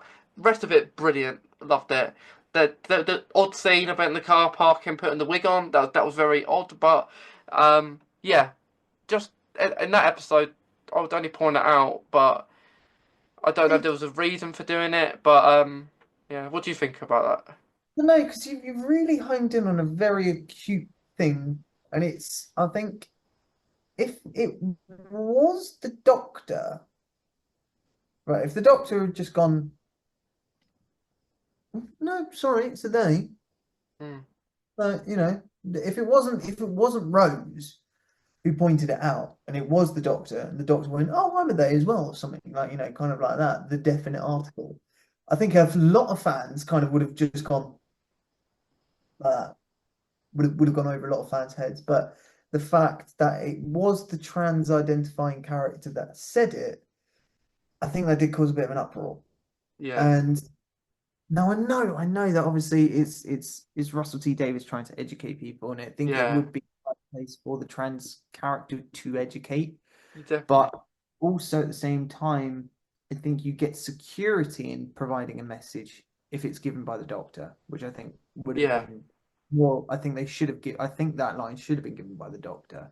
more Um, appropriate, but also at the same point in time, it was quite real, yeah, because I don't get me wrong, I've had the privilege of being friends and working alongside many members in the trans yeah. community.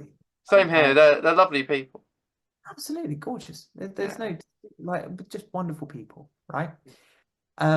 And some people, right? I've got a really wonderful friend. I don't want to name her at the moment because obviously I don't know. She's a very, like, she keeps herself. I'm gonna call her Ruby okay. um in this time. Close to her name, but not close. Um, but Ruby never, right? People misgender Ruby quite a lot. Right. And I've known Ruby for about 4 or 5 years. And Ruby's been doing this all her life, really.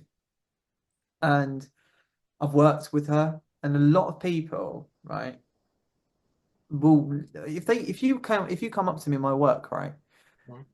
and they went, "Oh, sorry, that bloke over there was helping me." It breaks my heart because obviously, I'm just like, you can tell that Ruby is clearly, like, you don't need to be like, you're just electively, you're choosing to, and I just didn't. I don't like to get lost into this, but I believe that everyone has a right to display themselves however they believe if they've given it Yeah. rational thought and they know. And if you are a woman, you're a woman. If you're a man, you're a man. If you're confused at the moment, you're confused. But just It's don't let anyone squash you yeah. down. It's extraordinary, isn't it? But I will. But just adding to it, just adding one more point to it. So you've got Ruby, who's so complicit with human nature and understands that people don't like something that's brand new, and it takes a while. It does take a while for a new culture to be welcomed and seeped in to the normality. Um, but then I also have another friend, right, who who I've studied with. Brilliant man, brilliant genius feather, right?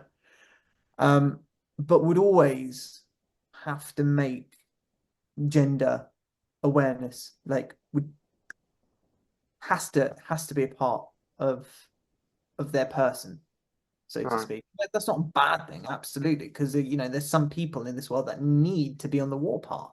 They need to be the educators in a very militant way. Because if not, then the rest of the world might just laugh, and Mm. that's the sad truth of it. So there needs to be the fighters. There needs to be the fighters, and I think what Russell T Davies has given us is Rose Noble Mhm. is one of those fighters. Now, it doesn't surprise me. Do you know why? Mm. Who is Rose the daughter of? Donna. Yeah. And if anyone was going to shout at the world, it's Donna. Yeah. And it makes sense It that does make sense in that way that she is the daughter, and the way she spoke would be like Donna. And you look in that context, but you don't think that when you watch it, do you? You thought, why is that like that? But I guess they just want to get their point across. And the uproar, you could see it, but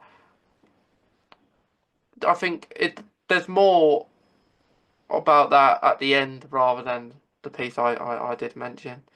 Yeah, now this is where I agree. I think where the downfall was. Do you know what the downfall I think was actually? I think personally it's the fact that they put both of those bits in, Yeah, right?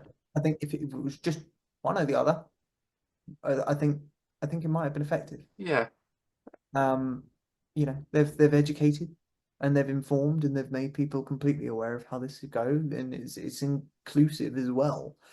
But I think also as well there was one line that I really didn't actually understand. Um, and it was when Donna says, "It's a shame you're not a woman anymore," because she would have understood.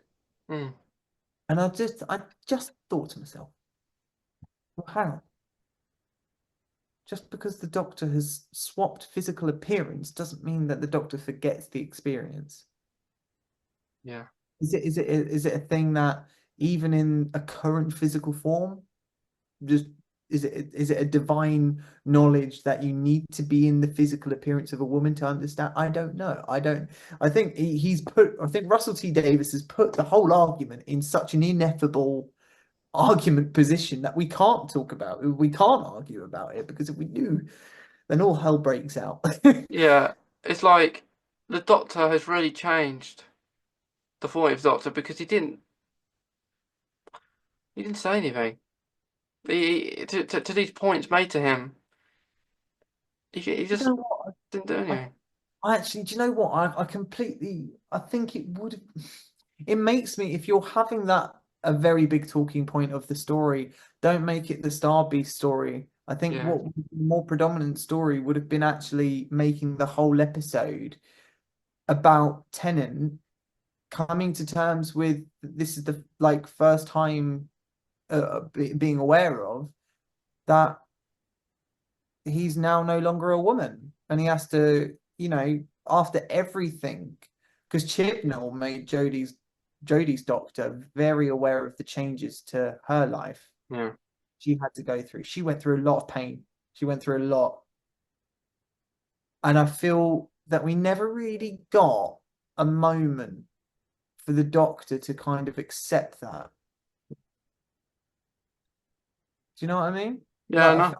I feel like there could have been a moment, maybe It's like a 5 minute scene where the Doctor could just go, it's weird again, like everything's, like there could have been a beautiful speech about how, I you know, think it should have started where it left off, on that cliff.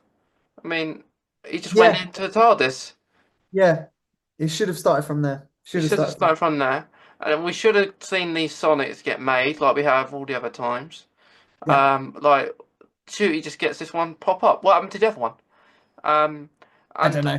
and I've heard fans, I've had some arguments now. What a shoot should have. Not that I didn't like the 15th one, but all that work just for 3 episodes. I mean, he could have used it at least once and then broke it. Um, but yeah, I feel like there's certain elements that have felt rushed, and we could say in the recent series that they've skipped time quite a lot purely because there's only 8 episodes, but it does get confusing. But yeah, I feel like points are made good into the Star Beast, but maybe isn't the right episode for that. If they wanted that to happen, make it longer. Um, Yeah, that and that's a point I make to the whole of the series one we've just seen. I think an extra 15 minutes for a lot of the episodes would have made the episode so much better. And that's what I was hoping because of Disney budget. I thought that was going to be something we could have an hour per episode because that's what a lot of 8 episodes in the series do. You have like hour per episode. But yeah, that's the only reasons. I love Beat the Meat, but I love the character. I'm still waiting for that plushie, but I love him or them. But I I do understand the context of it because I understand when someone doesn't understand something, it can get annoying, and they just presume something. But I feel it's not that is the annoying part. The annoying part is that, like, for me, I don't want to presume that someone else understands me. It's like you're not gonna always presume someone else. If that was the case, we wouldn't need to tell anyone, would we? yeah, Um, so although that was trying to educate people, um, it wasn't really expressing it. If they wanted to do that, they needed to do it a little bit longer than just a scene. They needed to have a conversation or something. The Doctor, it's almost like he still didn't understand though, even though when he did say it, but even then it was like, oh them. And it is hard for the audience to still understand, especially the younger audience. oh, To the younger audience when they see that, they're thinking, what? And not in a mean way, in a way that they don't understand. Even when I first found out people like to be identified in different ways, not that they're trans, but the they them. mm, I've even said to a trans friend, I do get confused with it. I don't mean so sorry if you want to identify that way, but I get confused. I don't really understand it. They them yeah, to me because I'm autistic is they are over there. Why would I say they? That's what some people will think. And that's not in a bad way. That's just in a way they need to understand or try to at least. So yeah, it's difficult because especially like Doctor Who is a kids program, as it is a kids program, and implementing that stuff in there. If you're going to put it in there, you need to expand. Um, too. But I and mean, it's a wonderful thing at least that you try. That's yeah, that. yeah, If you're set in your ways and you good, choose not to at least to try something new to yeah, change, then I think the whole point of Doctor Who is kind of missed in some way. But I do sit there and I think you've just pointed something out very well. Is they should have given it more attention in time. If they wanted to make that the point, then it should have been a lot longer. It's an art. You need to really give it the time that it needs, not a conversational sideline. mm, Because then in that point, I think a lot of the audience went, "Oh, here we yeah, go." yeah, But I think a lot of audience members today, they need a hand to hold as yeah, well when they're absorbing some content. And I think in this case, it's something that a lot of people, it breaks my heart to see that some people don't choose not to welcome it. mm, But in some way, that I think if the show really did want to try to get people to see somehow I think the Doctor changing from woman to man back from it again Yeah. could have been a completely wonderful moment to really home in on gender identity crisis issues. And personally, I don't think it's my kind of episode that it's not my problem. They, I've never had a clashing with my gender. But if it is a storyline that they should have talked about, it should have been given a lot more time to do so. they did Um, mention it slightly at the start, didn't they, with Rose and that how difficult it could be. They did a little bit. I guess that was good, but that is very forgettable actually. I just remember it now, but it's not something that I'll point out. It is a forgettable thing, so how hard it is, and throughout the episode there is little bits like when Rose walks up the road, that they're making fun of her like when she was a boy. It's difficult to actually understand that's what they're talking about because it's only till confidential and not confidential unleashed where they were talking about that and that's what they were meant. But when I'm mm, watching it, I'm thinking. I didn't really understand what they were saying because it was really quick, wasn't it? yeah, They just said it really fast, and what it was that they were taking the Mickey out of Rose, intimating that she was still a boy or something like that. So it is complicated, and I don't know if there is a right episode. I know we say Starbeast maybe is the wrong one, but is there ever going to be a right time?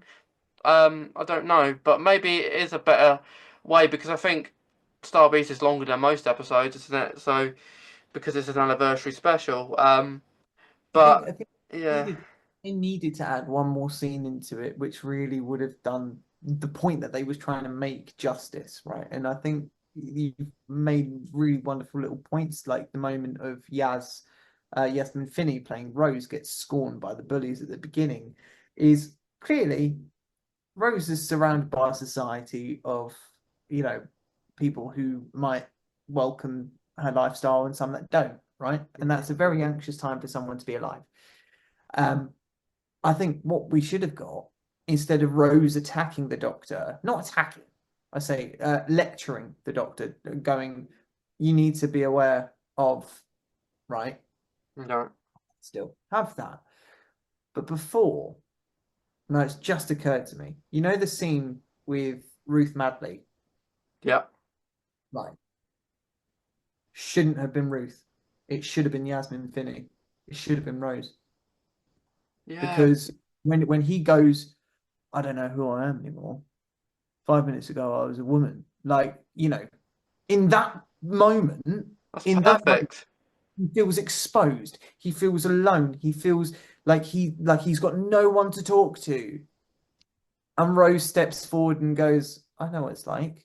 But instead of having Rose relate to the me, who is also another definite article character of they them, if the so yeah, here's where the lines got strung. I think Rose shouldn't have had the conversation about gender identity with the Meep. I think Rose should have had the conversation of gender identity with the Doctor, and then when the Doctor tries to guess the gender or presume the gender of the Meep, that's when Rose can then go, did you just, I think, Doctor, you've made a mistake. I think you need to, however they want to do it. And then that's then when it all kind of comes into a point of we have three characters here who are, one who is Mm. not going through a gender identity crisis, but knows who they are. One who is such a polymorphic god of a character that we don't know who they are. And one who is the most human, who we're Yeah, trying to, it would have just come together so wonderfully, it would right? have. I think they got lost on the warpath of how society can be a lot of the time, which is savage, Yeah, and which is I think Shirley Ann Bingham was kind of a character that didn't do much in the episode. oh, Um, Shelley's a I brilliant character though. I loved her, I did, but a lot of what you're saying is with the Shirley Ann Bingham, I love her character. I was a bit gutted she wasn't in the finale really of the last series, but I loved Lenny Rush's character. Me and Lenny, we work for like we don't work, but we're part of this same organisation, so We, when I knew he was on Doctor Who, I said, "Oh, are you going to be on Doctor Who?" That's awesome. Um, but it's brilliant. My regards to him because Yeah. absolute maestro. Very good, very good. But going back to the finale, the only downfall about Empire Death, a lot of people who was in it wasn't in it in the Empire of Death. They were just not there for the whole episode, were they? Like Rose said one thing on the tablet, which was a bit unfortunate. But Yeah. but with Starbeast, like you said, Rose would have been better talking to the Doctor than the Meek because talking to the Meek was kind of I don't know. It's not signifying that it's bad to talk about it, but it's better when you're talking about it with the doctor. But because with Shirley Ann Bingham, her response I think was, "You look, wasn't it like she said you look like the doctor to me?" Um, Yeah, and he and goes, "Well, that's the thing." yeah, You know, which one would, it's quite strange, isn't it, that she said that because you would think that she knew the doctor. You would how would that she know that the doctor regenerated and that well, it's interesting because I actually think there was another theory that I had that Shirley Ann Bingham is secretly a Time Lord in disguise, right? and there's a reason for it, right? Um, there's one terminology that Shirley uses, and I don't know if because you're very close to home, and it's the moment of when the doctor mentions regenerating. She says, "You can't know that. I thought it's forbidden." How does she know it's forbidden? Yeah. How can your people know that? It's how can she,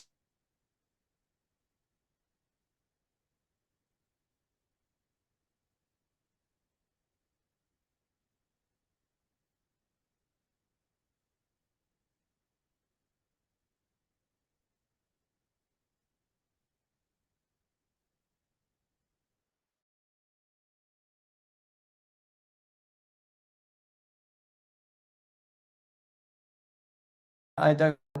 Yeah. Hello, can you hear me again? Hello. Sorry, you cut Hello. out. Yeah, sorry, I don't know what happened there. It's all right, no worries. Yeah. Where did I get to? Shirley Ann Bing about rules are forbidden. Yeah, I just really hope that if Shirley is secretly a Time Lord in disguise, I hope she is a good one.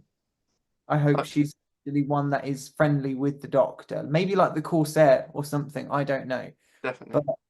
But I just don't I would not want because I feel like if the audience is taking representation very seriously, right? And if we have an able-bodied character, Shirley Ann Bingham is a wonderful character in a wheelchair. I don't want people in the franchise to start like if Shirley turned out to be the master, and then they went, "Oh, you've made someone in a wheelchair the bad character," like the whole Davros problem, the Davros conundrum of why we don't want people in wheelchairs to be associated that they're the bad guys. I don't think it needs to be made this. Yeah, it's not like that, is it? Like we've known Davros for so long, and we just thought he was a villain. It's not because he's in a wheelchair, and what they did with that was that sketch didn't it looked like that it's just a person like a commander of Star Wars. That's what it looked like. I never ever, right, when you hear Davros is in, right? Like what would you put Davros in? Like either I would always call it his life support system, his Dalek travel machine, his Dalek tank. I would never call it the wheelchair. No, it's just what he's always been in. He's always been in the travel. Like it's a Dalek body. It's a Yeah, Dalek. I always thought that what I didn't actually even think about him what was going on. He could have just been sat down. He might have been yeah. half cyborg. Anyone I've spoke to who's in a wheelchair, they said it's no rubbish what Russell was talking about because no one's ever thought that. If they No, no. have, they're it's quite rare, unless Russell thinks that himself. But yeah, it's just kind of breaking the rules of Doctor Who because before him, Davros was created. He didn't create Davros. Before him, it's been around loads of years, and him doing that is it's kind of ruined Davros as a character, I think. And it kind of makes you feel like you don't want to see Davros, which is sad because Davros don't. He can't. He's not like a human, is he? And the way he was presented in that sketch is like he is a human. Well, obviously we've always known that the Khaleds were humanoid. We've always Yeah, known that. they were at the start, but then Yeah. they So transformed. we were seeing a Khaleds, that's their society just before the conversion periods took place. Mm, And I think that was quite obviously quite dark a little bit. Obviously, we're like, we know what the final product will look like. mm, Which is fun. I think it's fun, but I think obviously at the moment we know how things go for Davros. We know how things go. So I think, you know, I think all we really want is kind of storylines of current Davros. definitely. That's that really. Um, so World Blue Yonder, you really like it. Why? Love it. I genuinely think it's a definite article of absolute insanity, but also at the same point in time, it's not like, the enemy is nothing, not things. And I just there's so much it's subtext. I've written like a whole analytical breakdown report of the episode. I'll send it over to you at some point. But it just is so much fun. They really brought the stakes in the show. Like when it comes to the CGI, very impressed by that. Um, but also how patient an episode can be and how much suspense that it kept in it the entire time. And Yeah. when we then found out what all of it was together, like the knocking on the side of the ship, like I loved it. I really thought it was a nice twist on the, that the reason why the actual robot was summoned as well. Brilliant as well. Why it had to be slow as well. I thought it was a nice, Mm, sometimes something needs to slow down. yeah. And I like that, he made the show do that in its own way. And I just really liked it. I thought it was a very sweet jumping point. Yeah. Yeah. I liked it. I do. I think it was a really good episode. I was really shocked when I saw like what do you mean arms? Like the suspense of finding out what I could see two of these. That's what I said. I said I could see. Wait, it was in the other room. It's really nice, well done, and it's so much. It's like the beings of midnight. Yeah. And I was still waiting to find out what they're just called things, not things. I mean, what's that? Um, but it was really nicely done. The only thing you would say to criticise would be maybe there maybe should have been a warning for certain people because they mentioned like suicide, didn't they, with like the person and the ship. You might want to say that maybe just a warning, like they do on programs. I didn't see one. That and the only bit about the CGI I would say is that you could see it is CGI. Mm. Do you know it's CGI quite well, but the CGI is done really well, but it's just that you know it is CGI. I mean, that's the beauty of Doctor Who, though, Yeah, is yeah, something, if you watch anyone on YouTube or anything talk about Doctor Who, yeah, it's additionally well known for how bad the graphics can be. But, even being in association with Disney and how much revenue Doctor Who has made over the years, um, you can you can see that they're intentionally doing it in some ways. So, like for instance, the when they're running mm, down corridor of the ship, right? We know that they're on a treadmill. We know that it's constantly doing. Now, there's many kinds of technologies and ways on set now that they can actually combat that stillness, that steadiness, and it's such a simplistic thing of all they needed to do. So from where they're running like that constantly, there's not much of the framing which is making it look like they're moving in motion because the camera frame is so still the entire time. And that was intentionally done because what they wanted to have that little yeah, budgeted feel that the show is still a little bit budget. But if all they did, the only thing they needed to do to make it look a lot more real was just have the cinematographer on the treadmill at the same time, and it would have looked 10 times more realistic. It's yeah, crazy how such a small difference would have had such a larger play. Um, but yeah, it's a brilliant little thing of how they've yeah, thought about yeah. that. It was really good. Um, I don't like how people just don't like episodes just because they pick one thing they don't like in it. I always analyze an episode as a whole, and Yeah. there's always going to be things in an episode you're probably not going to like, even the really good ones. But yeah, I really liked it. But so with the giggle, I liked it. So I just really loved the toy maker, but um, I love the toy maker scenes, every single one. Like loved like the bit where they're doing all the dolls and bringing back Amy, Rory, Clara, Bill. Yeah. It's really nice, well done. And the only thing I would say, I didn't have a problem with the bi-generation. I knew it was happening, but I didn't have a problem with it. The only thing I would say is that I wish the story, as the three specials weren't three singular episodes that had no relevance. If you can say any relevance is salt, but I don't believe that. Um, I feel like there should have been a toy maker because the toy maker was the overarching villain. I feel like he should have been mentioned, or at least in each special there should have been a game that the toy maker set, like they did before a long time ago.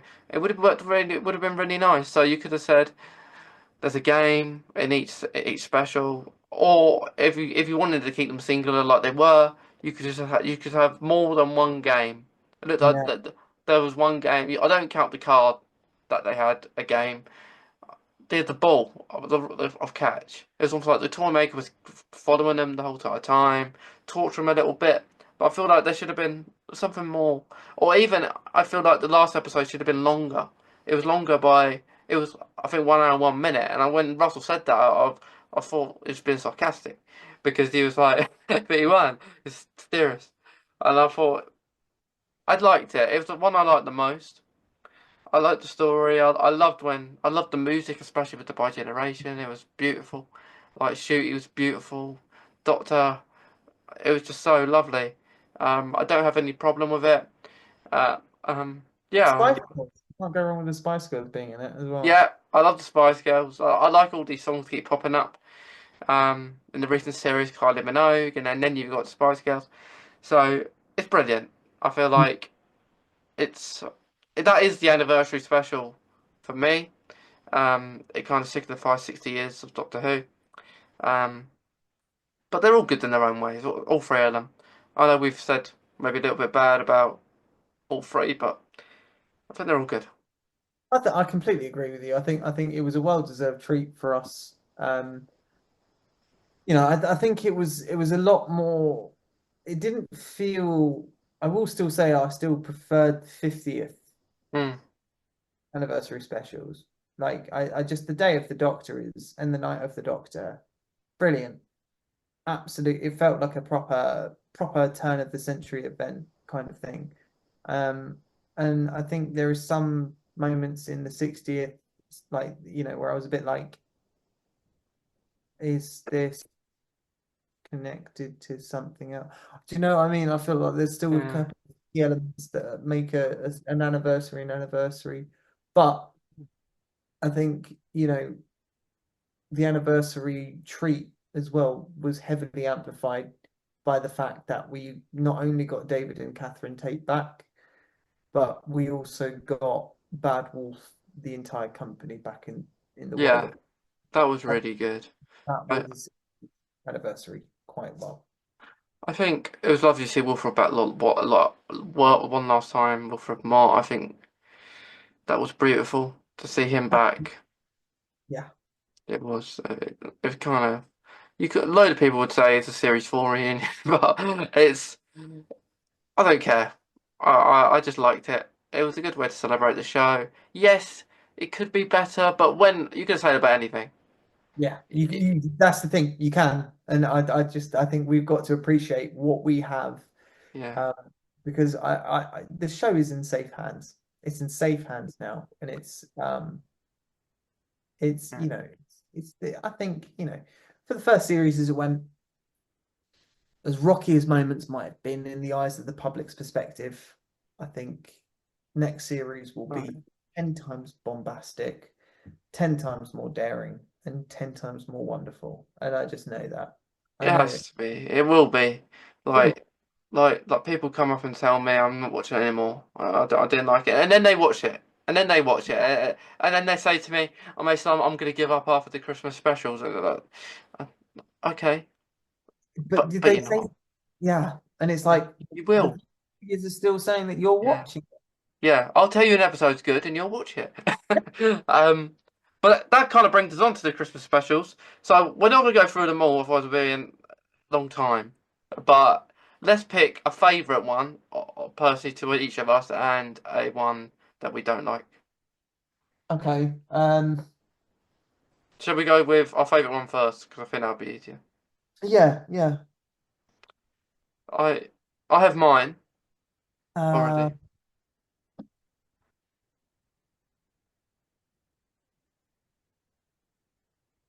I have mine as well. Yeah.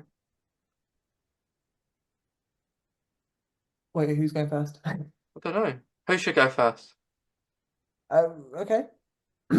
I personally love Last Christmas. Sorry. Is it Last Christmas? What's the episode? What's the episode called now? What doctor is it? It's Capaldi. Last Christmas. Is Yeah, it? yeah. I'm sure it's Last Christmas. What is it? The one where they're all asleep? Yeah, Yeah, that's it. yeah, yeah. Sorry. And what about you? Christmas Invasion. That's a gorgeous one to go with. That's a Mm. gorgeous one. Well, they kind of similar in ways, aren't they? They are. They strangely actually are like this. Yeah, yeah, yeah, Didn't it? That's a real. yeah. I But can't a watch lot of that. people tend not to like Last Christmas, don't they? A lot of people don't like it because they sleep for the whole thing. Um, and because of Nick Frost, but it's it's okay. I think it's fun. I think it Yeah, was very good parent for the yeah, it's show. good. I think it was Um, one we don't worth. like. One we don't like. I'm going to. I've got mine. Yeah, I've got mine as well. My worst favorite is The Lion, the Witch, and the Doctor. But what one was that?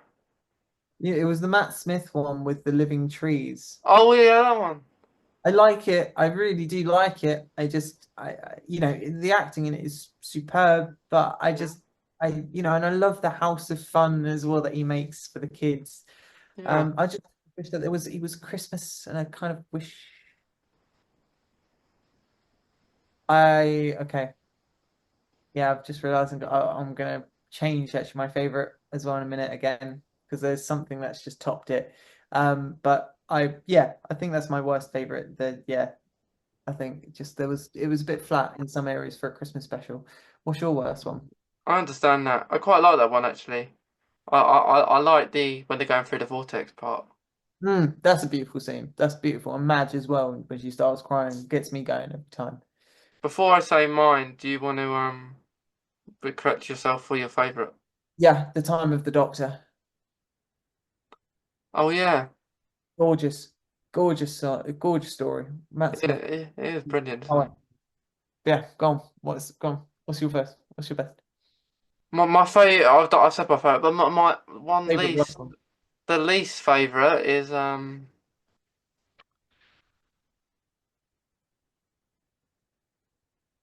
got to remember them. I was gonna say one, but I'm edging to try and think of another one to replace it I feel like I know what yours is going to be. because I don't want to say it. Is it the But return of Dr. Mysterio? no, that was Oh, gonna be that was gonna be it, but okay. that was gonna be it. I've just got to retrace my steps.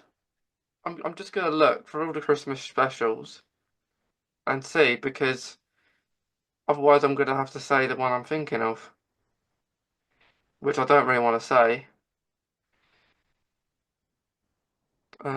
Right. So let's go through all the Christmas specials. We've got the Christmas Invasion, Yep. the Runaway Bride, definitely not. The Voyage of the Damned, a That's a brilliant, belter. that's a brilliant one. End of Absolutely. Time, Yeah. the Next Doctor. I quite like the next Doctor.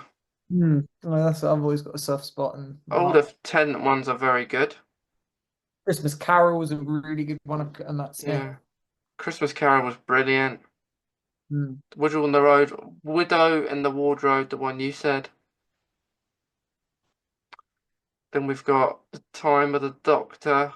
That's a brilliant one. Series 8. Last Christmas. The one you Yeah. said. Your favourite. Mm. Mm. Doctor Mysterio. Oh no! I just actually had another conflict. One of my favorite Christmas, my favorite one, The Husbands of River Song. That's my favorite. That is my favorite. The Singing Towers of Beryllium scene gets me crying every time. That song makes me cry every time I hear it. Yeah. Beautiful. Right. Sorry. I'm gonna have to go for. I'm not counting any of Jodie's because they're not Christmas. Oh, they are New Oh, Year. very clever. No, but you answered that correctly in your own way. Yeah. Um, it's out of two. It's one you already said. Um, it's out of three. Last Christmas, Doctor Mysterio, and The Church on Ruby Road are my bottom three, Okay. and I can't decide one. I'll Make a probably, choice. I probably would say Doctor Mysterio out of the three. Okay. I mean, Okay. I did like Church on Ruby Road would come above the two. Yeah. I just felt Church on Ruby Road was the worst Christmas special Russell T Davies has written. Um, in my Yeah, opinion. I put my head behind out of the Russell T collection. Yeah. Yeah, yeah, out of the Russell T collection. Out of Moffat's, I actually quite like the Woody and the Wardrobe the one. That was one of my actual favourites of his run because he didn't have an awful. Like people say to me that he's really good for Christmas specials, but I felt Russell T Davies was. I like them more than the Moffat ones because I felt the Moffat ones are more Christmassy probably than the Russell T Davies ones. The Russell T Davies ones probably have more adventure than the Moffat ones. Um, so I imagine the next Christmas one to come in is going to be more Christmassy. And they got the Silurians, so I don't think the Silurians are going to be the There's there's monsters, but I don't know. there's got to be some kind of, even if it's the fact of obviously the war between the land and the sea is a cousin to Doctor Who. Obviously, it's a spin-off. So I feel like it's quite fascinating how they've brought in cousin species so close together. Yeah, It might even just be like a you know tiny little, maybe that sentence of what the Silurian was saying, that in the sneak peek about the sun being on fire or something, could be some reference to the war between the land and the sea, for all we know. You know, maybe. I think there has been references around in 73 yards around that as well. And I think that this is a Silurian hotel, so I think they are not the main. It's supposed to be war this episode, isn't it? So I don't know. I feel it's gonna be it's gonna be unexpected with Russell, no, not Russell, Stephen Moffat, and I think he's been given this because maybe Russell felt it didn't work for him last year. Maybe he felt it wasn't as good as he would have hoped for. The problems I did have with Church and Ruby Road was that they wanted to make the whole series around Christmas, and I mm, don't mind that, but it can be quite damaging. Especially when you're putting the series out in what was it? Was it May or was it May they released it? Was it around that time? I think so, yeah. Yeah. And if you want to do that, that what they should have done was either wait to around now, maybe, or maybe next month, similar to when they shot the 60th, or what I think they were supposed to do is January, February, March, which I think is what they're doing next year. So if all is well, I would say that the new series comes out in March because in the finale, I don't want to give anything away, but there's a certain date on it which would make sense for the series to end in May. So Mm. I think that what they're doing is they're doing it in March. Then finishes around May, and then because it normally lasts a few months, don't it?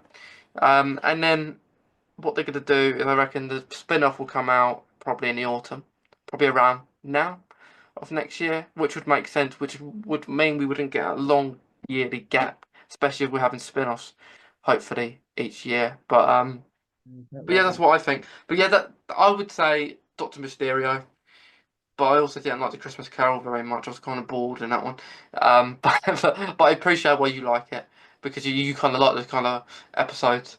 Um, but yeah, Doctor Mysterio was too American for me. I felt because it's a British show that having I like the actor actually. I think the actor who plays the Doctor Mysterio is from Shameless. And I've never watched Shameless, but I just know he's in it. Yeah. Um, um, but yeah, it was just too American. But I like the Pockets reference. I did like it, and it wasn't a bad episode actually.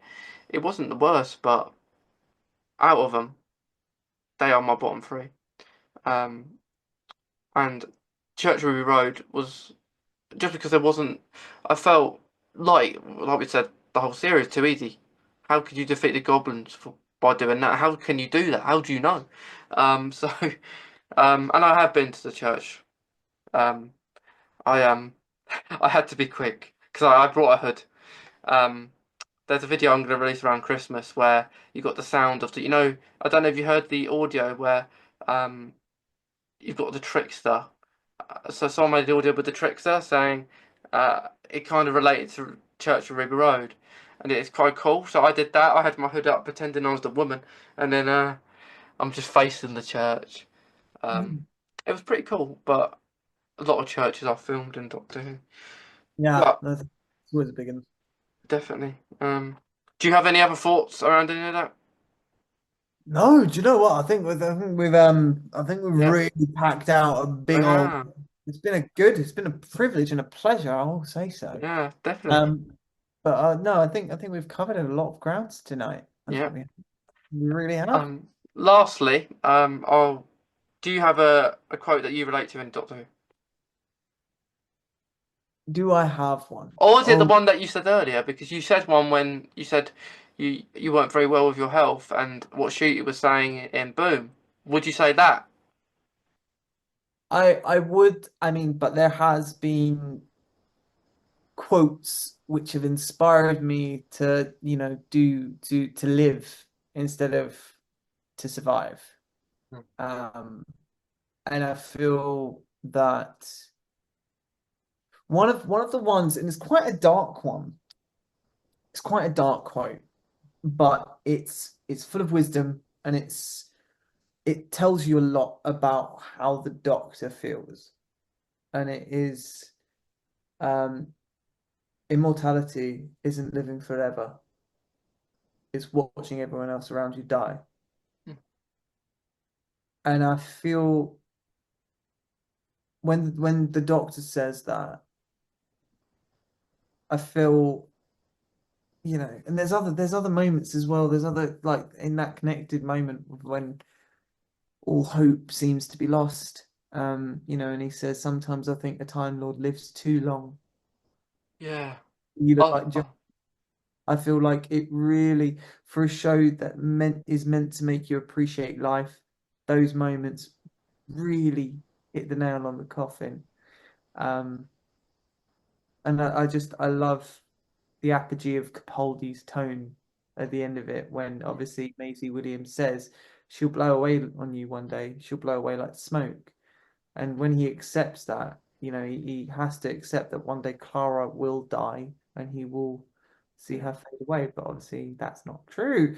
So yeah, it's that's I think my favorite one is got to be about I'm a very Mortis Miranda kind of based I love anything revolving around death. I was a very big fan of Terry Pratchett as a kid growing up, and I don't know if you know Terry Pratchett's work, but death is not this big scary thing to be feared. Actually, death is the most human character of all, and I Hmm. think Doctor would know that as well. I think Yeah. what about you? What's your favorite quote? My favorite quote is I would say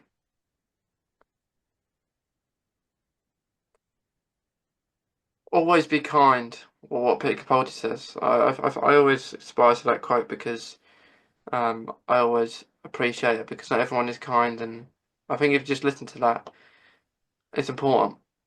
Mm. I would say that one, but there are so many. There's so many that relate to you. In certain scenarios, like you've got the girl on the fireplace where the doctor says I'm alright and he's not, and when you get bullied, you'd probably say that I'm alright. So you There relate is, there. and I will share it actually. I've mentioned a Pratchett,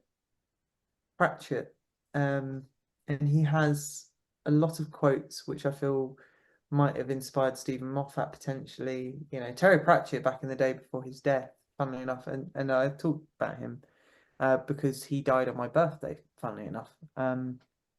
And I was always inspired by him. I have a love equal to Terry Pratchett, and one of my favorite quotes from him, I feel, would be so perfectly welcome in Doctor Who.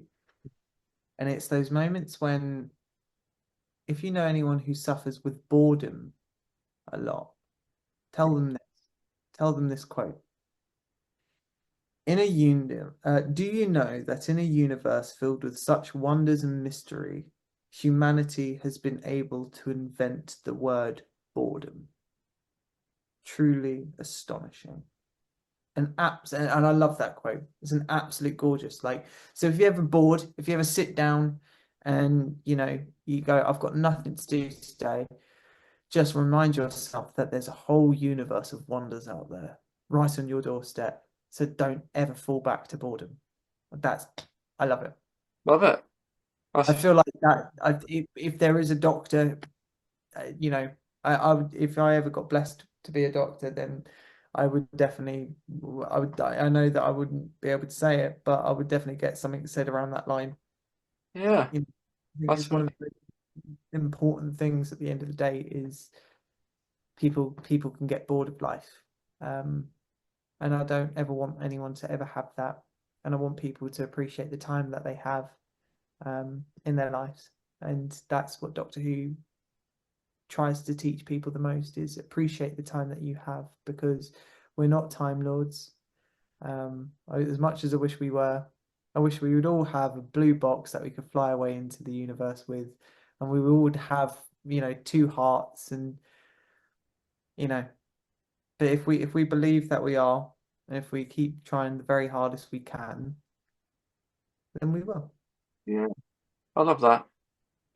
It's really important to think that way as well. I right to. Yeah. But thanks, Lewa.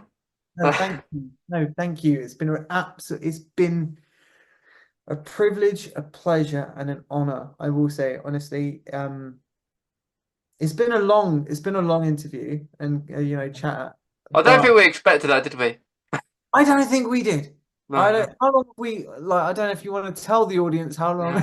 Yeah. I think three. I don't know. I'm sure it's at least 3 hours or more. Would you say longer? Well, you've timed.